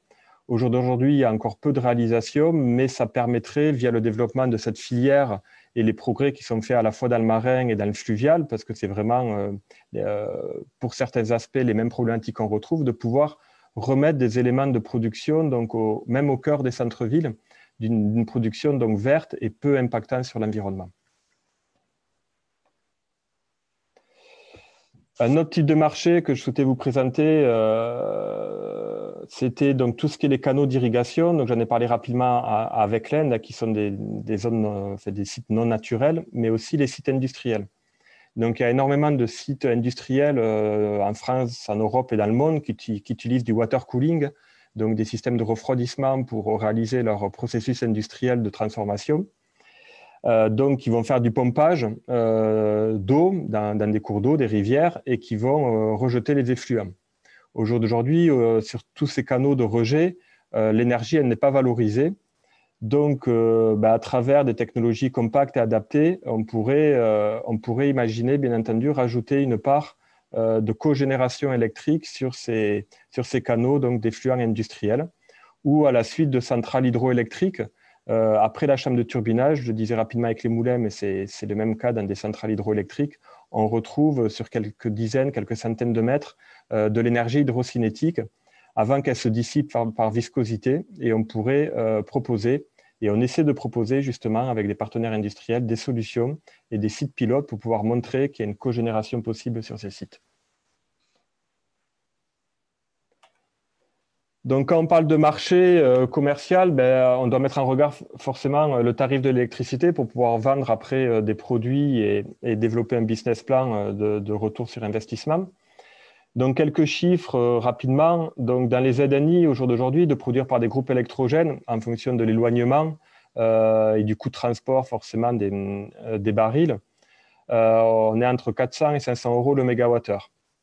Marlène l'a rapidement dit aussi, sur Ouessant, certaines îles françaises, Saint, Molène, ils ne sont pas alimentés donc, par des câbles électriques depuis le continent, et on se retrouve avec des coûts de l'électricité qui sont du même ordre de grandeur, autour de 400 € le mégawattheure.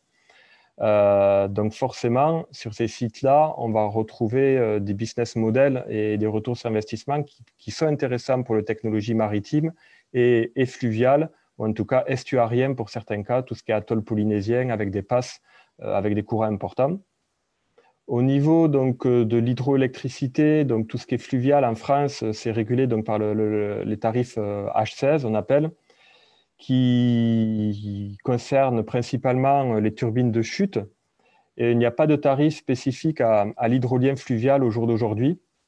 On espère que, voilà, à travers des commissions comme le CER, ou autres, de pouvoir fixer donc, un prix de rachat qui facilitera bien entendu le montage et le développement de projets par la suite.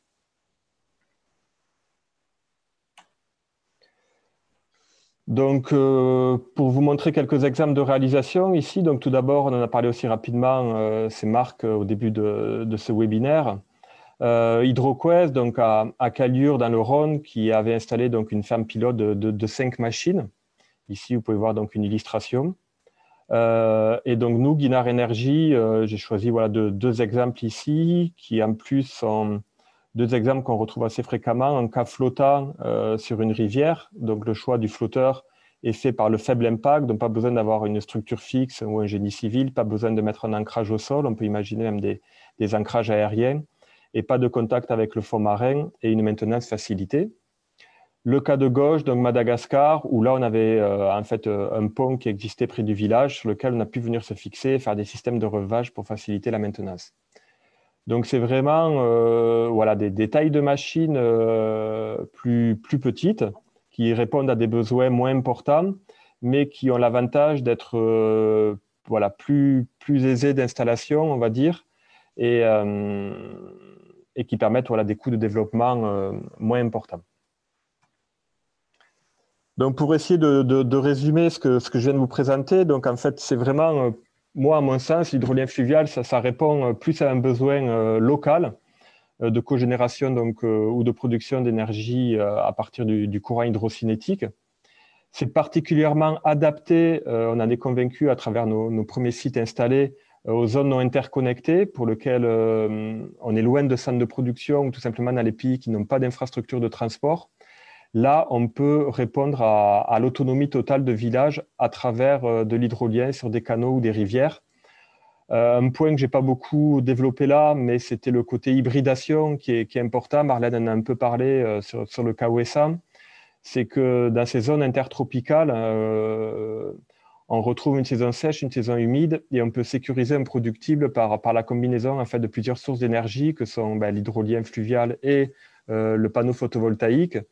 Si on a une zone tampon avec de la batterie, ça nous permet vraiment de sécuriser un productible annuellement et de pouvoir proposer des systèmes off-grid autonomes. Le troisième point que je voulais souligner, c'est vraiment pour tout ce qui est les industriels et les gros consommateurs d'énergie. Voilà, favoriser la cogénération de leurs besoins, soit par les canaux de leurs effluents à la suite de leur processus, soit en installant des machines proches de leurs usines. Ça permettrait voilà, d'éviter des gros pics de consommation et d'utiliser une énergie qui est présente localement et de pouvoir soulager les grands réseaux très haute tension des pays développés. Donc, pour finir, voilà, sans être une solution absolue, je dirais voilà, que ça peut peser l'hydrolien fluvial dans le mix énergétique, décentralisé et d'apporter voilà, un potentiel sûrement important à l'échelle mondiale d'énergie renouvelable. Voilà, je vous remercie à tous et je crois que la séance de questions va pouvoir débuter. Merci. Oui, beaucoup. Merci beaucoup. Très intéressant les trois exposés. La première question, à quelle fréquence faut-il renouveler ces équipements qui sont soumis à forte corrosion? Il y a eu 11 votes sur cette question. Moi, je peux répondre si vous voulez. Jusqu'ici, la corrosion, ça n'a pas été un problème pour Sabella. On n'a jamais... l'hydrolien n'est pas resté sur des périodes extrêmement longues sous l'eau encore. La période la plus longue, c'était 12 mois. Mais entre les différentes immersions, on n'a pas spécifiquement changé les anodes sacrificielles qu'on vient installer justement pour éviter la corrosion. Et jusqu'ici, on pense même que sur des vis, on a peut-être mis un peu trop. On n'était peut-être pas obligé d'en mettre autant. Donc, on a pris des coefficients de sécurité assez larges sur ces questions-là. Aujourd'hui, so far so good, pas de souci niveau corrosion de notre côté. Je n'ai vraiment pas grand-chose à dire à part que les anodes, ça marche. Alors, je pourrais compléter par rapport à notre expérience. Donc, nous, la plus longue immersion que nous ayons faite, elle est dans de l'eau douce, c'est un fluvial. On est à 2 ans et demi sur Madagascar. Donc, je rejoins Marlène. Nous, on n'a pas eu encore de problème de corrosion. Sur des systèmes totalement immergés, on a moins de problèmes de corrosion que sur des systèmes qui sont dans ce qu'on appelle la splash zone, donc la zone intermédiaire eau-air. Pour qu'il y ait corrosion, il faut qu'il y ait de l'oxygène. Et bon, si on a bien géré le côté multimatériaux et les couples galvaniques éventuels, et bien entendu ne pas avoir de courant de fuite, nous, on n'a pas eu de problème particulier sur la corrosion. L'abrasion peut être peut-être plus problématique dans certains cas. Donc, l'abrasion, c'est tout ce qui est l'érosion qu'on va avoir sur certaines peintures ou pales dans des milieux relativement chargés en sédiments. On a pu observer certains phénomènes liés à ça, pas forcément très impactants au jour d'aujourd'hui. Donc, voilà, ça n'a pas été le principal point dur dans les développements ou retour d'expérience. Il n'y a pas des installations qui ont duré plus longtemps, où on a pu avoir un retour plus long d'expérience? Alors moi, comme je vous dis, le plus long, c'est 2 ans et demi en eau douce, quasiment 1 an en eau salée. Mais alors pour d'autres fournisseurs de technologies peut-être, mais je n'ai pas les informations, ou en tout cas, ils ne communiquent ne connaissent pas forcément sur leurs problèmes. Oui. Peut-être que Marc, je ne sais pas si tu as entendu, toi, dans ton référentiel. Sur HydroQuest, qui a été installé en avril 2019 sur le site de Paimpol et qui sortira bientôt, là, dans les prochaines semaines, non, pas non plus de mauvais dimensionnement ou d'erreurs de fournisseurs sur ce sujet-là et qui utilisait aussi des anodes sacrificielles. La presse a fait état, lors du naufrage de Naval Energy, de problèmes de corrosion sur des boulons de l'hydrolienne qu'ils avaient justement à Paimpol à ce moment-là et qui étaient plutôt orientés vers le fournisseur, étant donné que le même type d'hydrolienne avait été construit au Canada dans la baie de Fundy et qu'il n'y avait pas de problème de corrosion sur ces mêmes boulons. Donc, c'était vraiment une question de fournisseur qui, visiblement, n'était pas le même. J'ai fait une erreur. Et je peux rajouter quelque chose. Alban, là, j'ai travaillé notamment chez Open Hydro il y a quelques années. Et concernant ces problèmes de corrosion, il se trouve qu'au Canada, finalement, on a eu quelques soucis sur la dernière machine qui étaient dus tout simplement aux anodes qui s'étaient arrachées par le courant. Donc plutôt un problème de soudure. Et par contre, pour les hydroliennes de Paimpol, ouais, il me semble que c'était un problème de grave des boulons. D'accord. Merci. Bon, merci. Merci Deuxième beaucoup. question. De quel ordre est l'ROI attendu de l'hydrolien? C'est le retour sur investissement. 9 votes. 10 même. Oui, 11. Je pense que ça dépend qui finance le projet. Si vous êtes sur... aujourd'hui, on est sur des projets de faire un pilote avec des niveaux de maturité qui ne sont pas ce qu'on appelle pleinement commercial.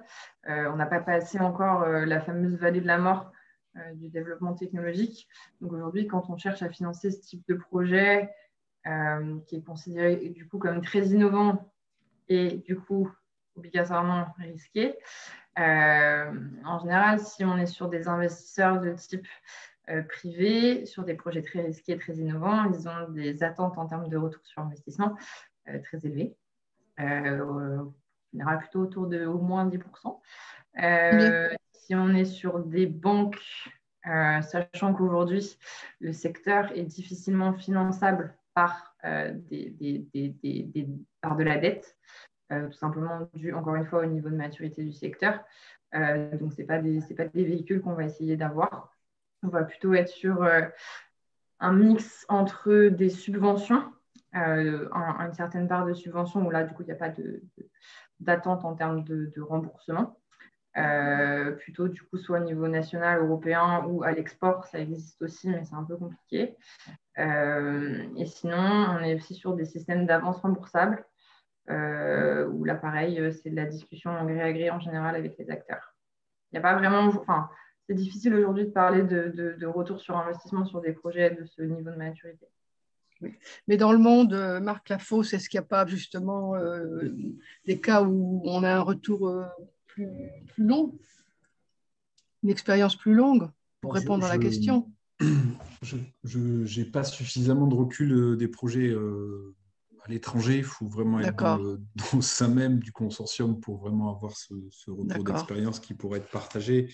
Par contre, on se rend compte que les pouvoirs publics, aussi bien dans les outils d'aide à l'émergence de cette filière, c'est-à-dire des compléments de rémunération, des aides en CAPEX, en investissement, ou bien des tarifs d'achat, ou bien même aussi des outils qui peuvent capitaliser les sociétés qui sont derrière à développer cette technologie, sont quand même toutes sur les mêmes types de timing et d'opportunités. Tout à l'heure, je vous ai présenté 3 études, une anglaise, une Royaume-Uni, une française, et les chiffres aussi du syndicat européen les reprenaient. Voilà, on a quand même une même trajectoire. Donc, ce qu'indique Marlène doit être appliqué à tout le monde. La physique est la même pour tout le monde. Oui, bien sûr. D'accord. Après, pour compléter, pour calculer ça, il faut déjà connaître le site. Là, je reviens un peu sur le fluvial, la vitesse c'est la vitesse du courant déjà qui va gouverner la production que nous allons faire. Donc, il y a des sites qui vont avoir des retours sur investissement très rapides si la vitesse est importante. Et après, il y a combien est-ce qu'on vend le kilowattheure. Donc, c'est les deux facteurs qui sont, voilà, d'une part, combien on produit et deuxièmement, à combien on le vend. Avec ces deux éléments-là, ces deux entrées-là, on peut résoudre l'équation par rapport au coût d'achat et au coût d'entretien. Quel va être le nombre d'années de retour sur investissement. Mais au jour d'aujourd'hui, sur les petites machines fluviales que nous développons, on arrive quand même à avoir des choses intéressantes. Voilà, avec on trouve des sites avec des retours sur investissement qui peuvent être largement inférieurs à la dizaine d'années et des TRI qui sont intéressants. Mais voilà, sur des bons sites avec des hypothèses de coûts de rachat, voilà, pas au niveau des coûts de rachat de l'éolien offshore au jour d'aujourd'hui en France. Parce qu'on est sur des petites installations de zones interconnectées, donc on va se comparer au groupe électrogène. Et on est moins cher que le groupe électrogène, bien entendu. Bien. Bon, merci. Hydrolien, énergie pilotable ou énergie intermittente? Comment peut-on la voir? Là, plus loin voir. 8 votes. Alors, on peut appeler ça, c'est pas une énergie pilotable comme le nucléaire typiquement ou comme d'autres solutions. C'est considéré comme de l'intermittent, vu qu'on n'est pas en mesure de le piloter. Par contre, c'est quelque chose de prédictible. En fait, c'est l'avantage qu'on va avoir sur l'hydrolien. C'est un phénomène astronomique qui est prédictible, donc on peut savoir exactement combien on va produire. Alors après, c'est des choses à prendre en considération dans le dimensionnement et dans la structure du projet. C'est ensuite le gestionnaire de réseau qui s'occupe de ça derrière. Mais non, c'est pas continu. Par contre, sur le fluvial, comme Nicolas le présentait tout à l'heure, là, on peut considérer que c'est plutôt comme, pour moi, c'est du continu. L'hydrolien maritime, non. Bien. On peut passer à la question suivante. Quelle est la production électrique annuelle attendue pour une hydrolienne de 1 MW, par exemple? Ou autre manière de poser la même question, quel est leur facteur de charge? 8 votes. Alors, le facteur de charge, il va dépendre du site. Plus le site est énergétique, plus le facteur de charge sera optimal. C'est pour ça aussi aujourd'hui qu'on cherche des sites les plus énergétiques possibles, parce que c'est ça qui va nous permettre d'améliorer l'équation à la fin. D10, c'est une hydrolienne de 1 MW qui est installée sur le Fromber, qui est un site qui est du coup relativement bien classé, on va dire, d'un point de vue énergétique en France. Je crois que le produit type de D10, alors soyez indulgents, c'est un démonstrateur, je crois que c'est quelque chose comme 100 MWh par an, si je ne dis pas de bêtises, mais je peux me tromper. Moi, je vais vous donner des éléments sur la ferme pilote Aura-Blanchard d'HydroQuest, si elle se fait. Donc, c'est 7 machines de 2,5 MW, donc 17,5 MW au total. C'est la production moyenne qui est visée, c'est 41 gigawattheures par an, l'équivalent de 8200 foyers. Voilà, donc le facteur de charge, il faudrait le calculer, mais ça donne un bon ordre d'idée d'une projection d'une hydrolienne qui a donc fait son expérience à Paimpol, qui fait évoluer son design et qui fait rentrer un énergéticien dans l'aventure également. Ça donne quelques éléments de calcul. Bon, merci beaucoup. Ensuite, sur le démonstrateur, les performances observées sont-elles au niveau de... Attendez. Oui, c'est ça, voilà. Sur le démonstrateur, les performances observées sont-elles au niveau de celles prévues? 6 votes. Je pense que c'est pour moi. Campagne d'exploitation. Alors, il y a différents aspects à prendre en considération sur un démonstrateur comme D10. Typiquement, d'un point de vue mécanique, que ce soit tenue de l'hydrolienne, corrosion, on en a parlé, fouling, impact environnemental, toutes ces choses-là, c'est des choses qui ont été, je dirais, au-delà des espérances, ou du moins le dimensionnement s'est très bien passé et on n'a eu aucun problème sur ces aspects-là. Nous, les différents problèmes qu'on a plutôt eu, c'est sur des aspects technologiques spécifiques qui nous ont forcé à relever, donc à mettre sur pause les différentes opérations, et c'est des choses qui, du coup, n'étaient pas planifiées. En fait, ça fait partie des aléas technologiques du développement, que ce soit le circuit de refroidissement, on n'avait pas prévu dans notre dimensionnement et dans notre conception qu'il serait défaillant à un instant T.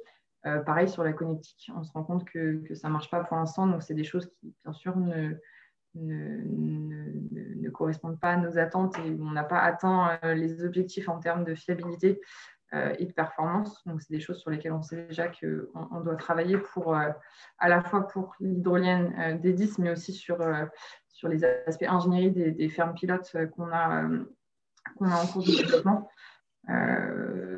Donc, il y a des aspects positifs, il y a des aspects moins positifs. On ne peut pas dire négatifs. Il faut que ça évolue. Ça évolue. Au niveau d'installation qu'on a pu faire au sein de Guinard Energy, non, au niveau des puissances atteintes, on était totalement en accord avec les prévisions par rapport aux vitesses de courant mesurées, que ce soit via des modèles ADCP ou des modèles numériques. On atteint les niveaux de puissance maximum voulus, d'une part, et deuxièmement, on suit totalement les courbes dans le cas estuarien de la vitesse des marées, donc c'est assez intéressant. Sur des détails plus modestes que Sabella.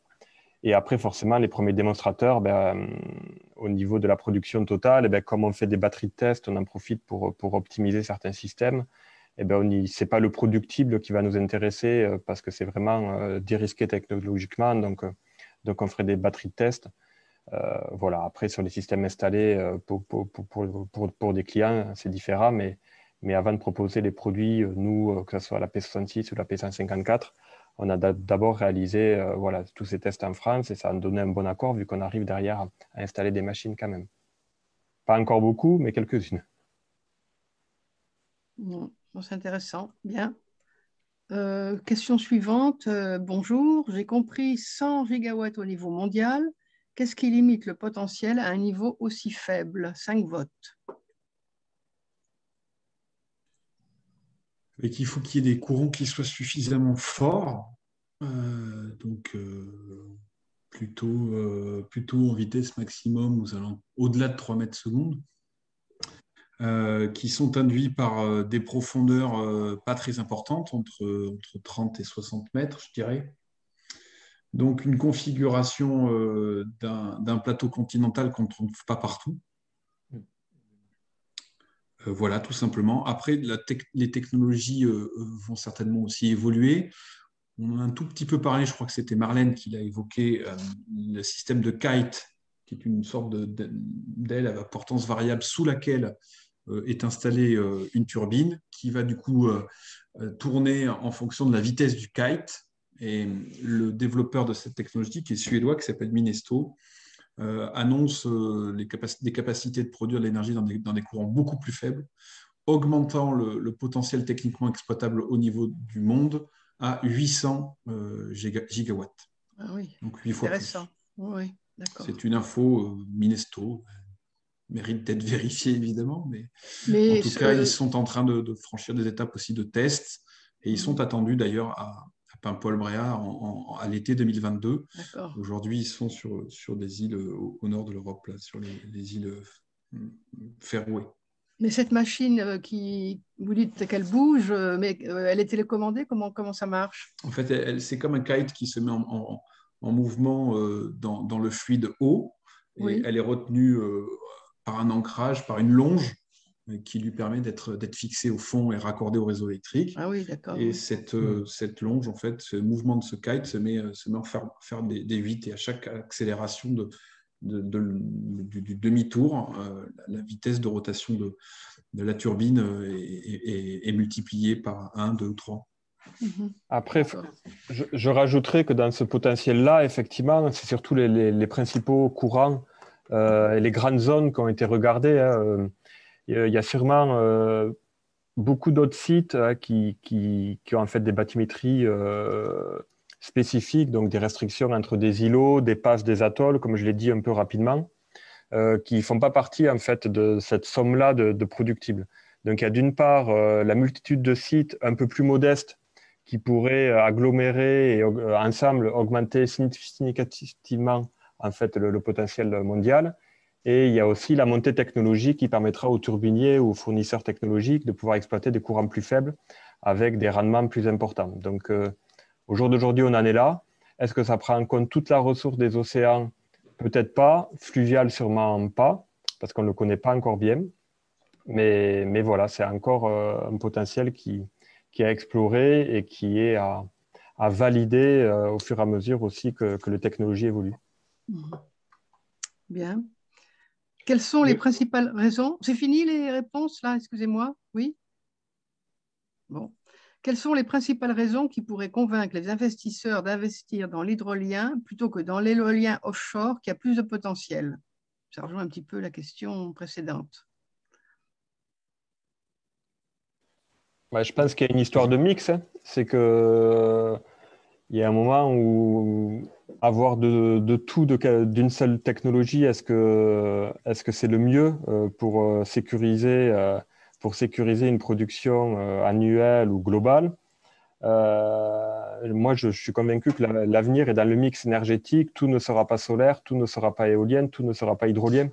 Oui. Chacune des technologies a des avantages et chacune des manières de produire par rapport aux intermittences, marée, vent, soleil, va rajouter justement par cette mixité des technologies, justement une sécurisation d'une part et un certain niveau de production le plus constant.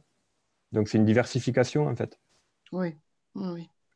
Moi, je rajouterais peut-être un point que j'ai hésité à rajouter tout à l'heure quand la question était à peu près comparable, c'est que je pense qu'avec une énergie prédictible et une amélioration des réseaux, dont les fameux réseaux dits intelligents, il y aura peut-être des nouveaux métiers qui apparaîtront, une sorte de trader de l'énergie, où la vente d'une énergie, d'un électron prédictible se rajoutera au prix de rachat de l'énergie de quelques peut-être centimes d'euros du kilowattheure produit, mais peut-être que l'hydrolien, dans ce sens-là, aura un intérêt plus attrayant pour un énergéticien.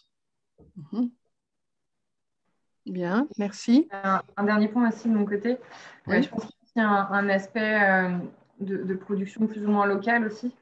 On voit qu'en Bretagne, on exporte majoritairement l'électricité qu'on va consommer. Les chiffres varient, mais je crois que c'était quelque chose comme on produisait que 20% de notre électricité localement. On importe, oui. Ouais, c'est ça. On importe. J'exporte, pardon. Importe. Oui.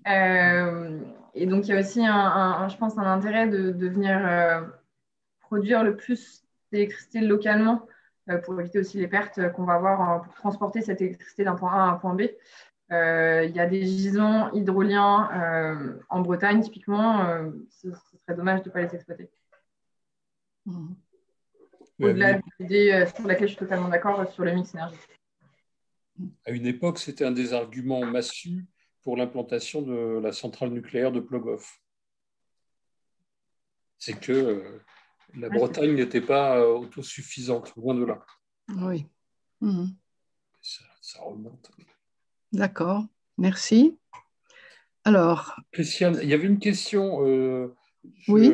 je me permets de la poser parce que je pense qu'elle était reliée à la question de tout à l'heure sur la productibilité. Il y a une question qui est, semble-t-il, il y avait peut-être un flou. La question qui est posée, c'est de savoir si l'énergie qui est récupérée par l'hydrolien en général, est plus forte que l'énergie qui a été nécessaire pour fabriquer l'ensemble de... C'était les ROI, oui. Ouais, Oui. Oui. Oui. Donc la réponse n'a pas forcément été donnée tout à l'heure, je crois. On a quand même dit que pour l'instant, on en était quand même à des démonstrateurs, enfin, on ne pouvait pas encore avoir ce recul suffisant. Enfin, moi, je ne veux pas répondre, hein, ce n'est pas moi qui vais répondre. Oui, bien sûr. C'est peut-être l'un de vous trois. Non, bon. Alors, Désolée, non, mais vas-y, Marlène, vas-y. J'ai pas compris la question. En gros, c'est comme on construit une voiture toute électrique. D'accord? Donc là, pour la construire, il faut une énergie importante, d'accord? Et après, bon, on peut faire des économies sur le fossile si tant est que l'énergie électrique est produite de façon plus non fossile. Mais en fait, si on n'arrive pas à faire des économies par rapport au coût de la construction, en fait, on n'a rien gagné, à part peut-être les émissions. C'est un peu une question qui est importante. Est-ce que la production d'une machine hydrolienne consomme plus que ce qu'elle va rapporter?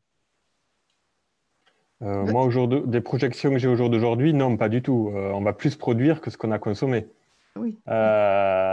Tout simplement parce qu'il y a la construction. Ça, effectivement, il y a un impact carbone et il y a un impact énergétique qui est quantifié. Mais pendant la phase d'exploitation, on n'a pas besoin de l'alimenter. Que ça soit en combustible nucléaire pour les centrales nucléaires, que ça soit en charbon, que ça soit en gaz ou en diesel. Donc, en fait, c'est là-dessus où on va aussi récupérer beaucoup, d'une part. Et deuxièmement, par l'effet de série, en fait, c'est que quand une filière industrielle verra le jour, ce qu'on espère tous aujourd'hui, c'est qu'on va pouvoir paralléliser les process, on va pouvoir avoir une vraie industrialisation des sous-parties des ensembles qui vont nous faire économiser l'énergie. Et pourquoi pas imaginer qu'un jour, on ait des usines qui tournent à l'énergie produite par leur propre hydrolienne. Donc voilà, au jour d'aujourd'hui, la question est posée aussi sur le nucléaire. Certains gens disent que le nucléaire, il consomme plus d'énergie que ce qu'il en produit entre la construction, le démantèlement, l'extraction et le démantèlement. Là, on économise déjà tous les coûts d'exploitation associés à alimenter le système pour qu'il puisse produire. Voilà. Mais on est encore sur une filière jeune, il y a du progrès à faire. Des projections, ma réponse est oui au jour d'aujourd'hui. D'accord. Oui. Bien, alors peut-être la dernière question, parce que là, l'heure a tourné, peut-être une ou deux d'ailleurs. Comment réagissent les hydroliennes en cas de forte tempête? Pour quelles forces sont-elles dimensionnées? Force de tempête, je suppose. Ouais. Alors, c'est des choses qu'on prend en considération dans la conception et dans le démantèlement. Bien évidemment, on fait on fait énormément en fait, d'études de sites. On vient déployer différents capteurs pour venir mesurer les différentes vitesses de courant à l'endroit exact auquel on va venir installer les hydroliennes. Il y a aussi des capteurs de houle qui nous permettent de connaître justement l'étendue des tempêtes qui vont pouvoir atteindre la zone. Après, il y a aussi de la modélisation numérique qui nous permet d'extrapoler ça sur la durée de vie de l'hydrolienne. Donc après, c'est une question de dimensionnement, de bon dimensionnement et de coefficient de sécurité qu'on va venir appliquer sur la phase d'ingénierie, tout simplement. Donc, c'est des choses qu'on prend en considération au cours de la conception. On a déjà rencontré des tempêtes au cours de l'hiver, notamment pendant que des tisses étaient installés. Elle n'a pas bougé. Et l'hydrolienne est installée, enfin l'embase, pardon, elle est installée depuis 2015. Elle n'a jamais été relevée encore. On vient relever que la turbine, donc l'embase, elle est toujours sur le même site. Et on vient monitorer assez régulièrement pour vérifier qu'elle ne bouge pas. Et bonne nouvelle, elle ne bouge pas. Donc elle est installée depuis 2015. Elle connaît les tempêtes qu'on a pu connaître en Bretagne pour les Bretons depuis 2015 et elle n'a pas bougé. Heureusement. Bien. Les tempêtes, plus on est profond, moins on les ressent. Oui, aussi, bien sûr, mais c'est vrai que ça se ressent quand même. Oui. Non, mais par rapport au flottant, c'est... Par rapport au flottant, mais c'est sûr qu'on est un peu plus... On est abrité sous l'eau, on va dire. On est quoi, pardon, j'ai pas entendu. Abrité. On est abrité sous l'eau. Ah oui, d'accord, ok. Enfin, abrité, c'est un grand mot, mais on va dire qu'on est un peu plus à l'abri que quelque chose qui est à la surface et qui subit les vagues. Oui. Oui, bien sûr. Bon, peut-être la dernière question. Quels sont les besoins en métaux et terres rares pour la construction d'une hydrolienne? Alors, principalement, c'est l'alternateur. Nous, Guinard Energy, peut-être Sabella, c'est sûrement pareil, c'est des alternateurs synchrones aimants permanents. Donc, on va retrouver dedans des aimants, Donc, il y a une certaine quantité de terres rares pour les fabriquer. Du cuivre, mais bon, ça, il y en a un peu plus sur la planète. Il y en a quand même d'une manière importante sur la planète. Après, nous, on a fait le choix de certaines parties en aluminium marin, donc entièrement recyclable. Il a un peu plus d'énergie grise au moment de sa création, mais par contre, il est entièrement recyclable. Et après, on retrouve des éléments de conversion électronique, donc des circuits imprimés, encore avec du cuivre et certains éléments. Voilà, c'est en gros, c'est comme sur une éolienne. Il y a peut-être un peu moins de fibres au jour d'aujourd'hui que ce qu'on se trouve sur l'éolienne par la rudesse de l'environnement marin qui demande quand même des matériaux voilà, comme de l'acier, de l'aluminium ou autre. On retrouve un peu de la fibre pour les pales, mais pour tout ce qui est en base et corps, on va rester quand même plutôt sur des structures à alliage métallique, quoi. Bien.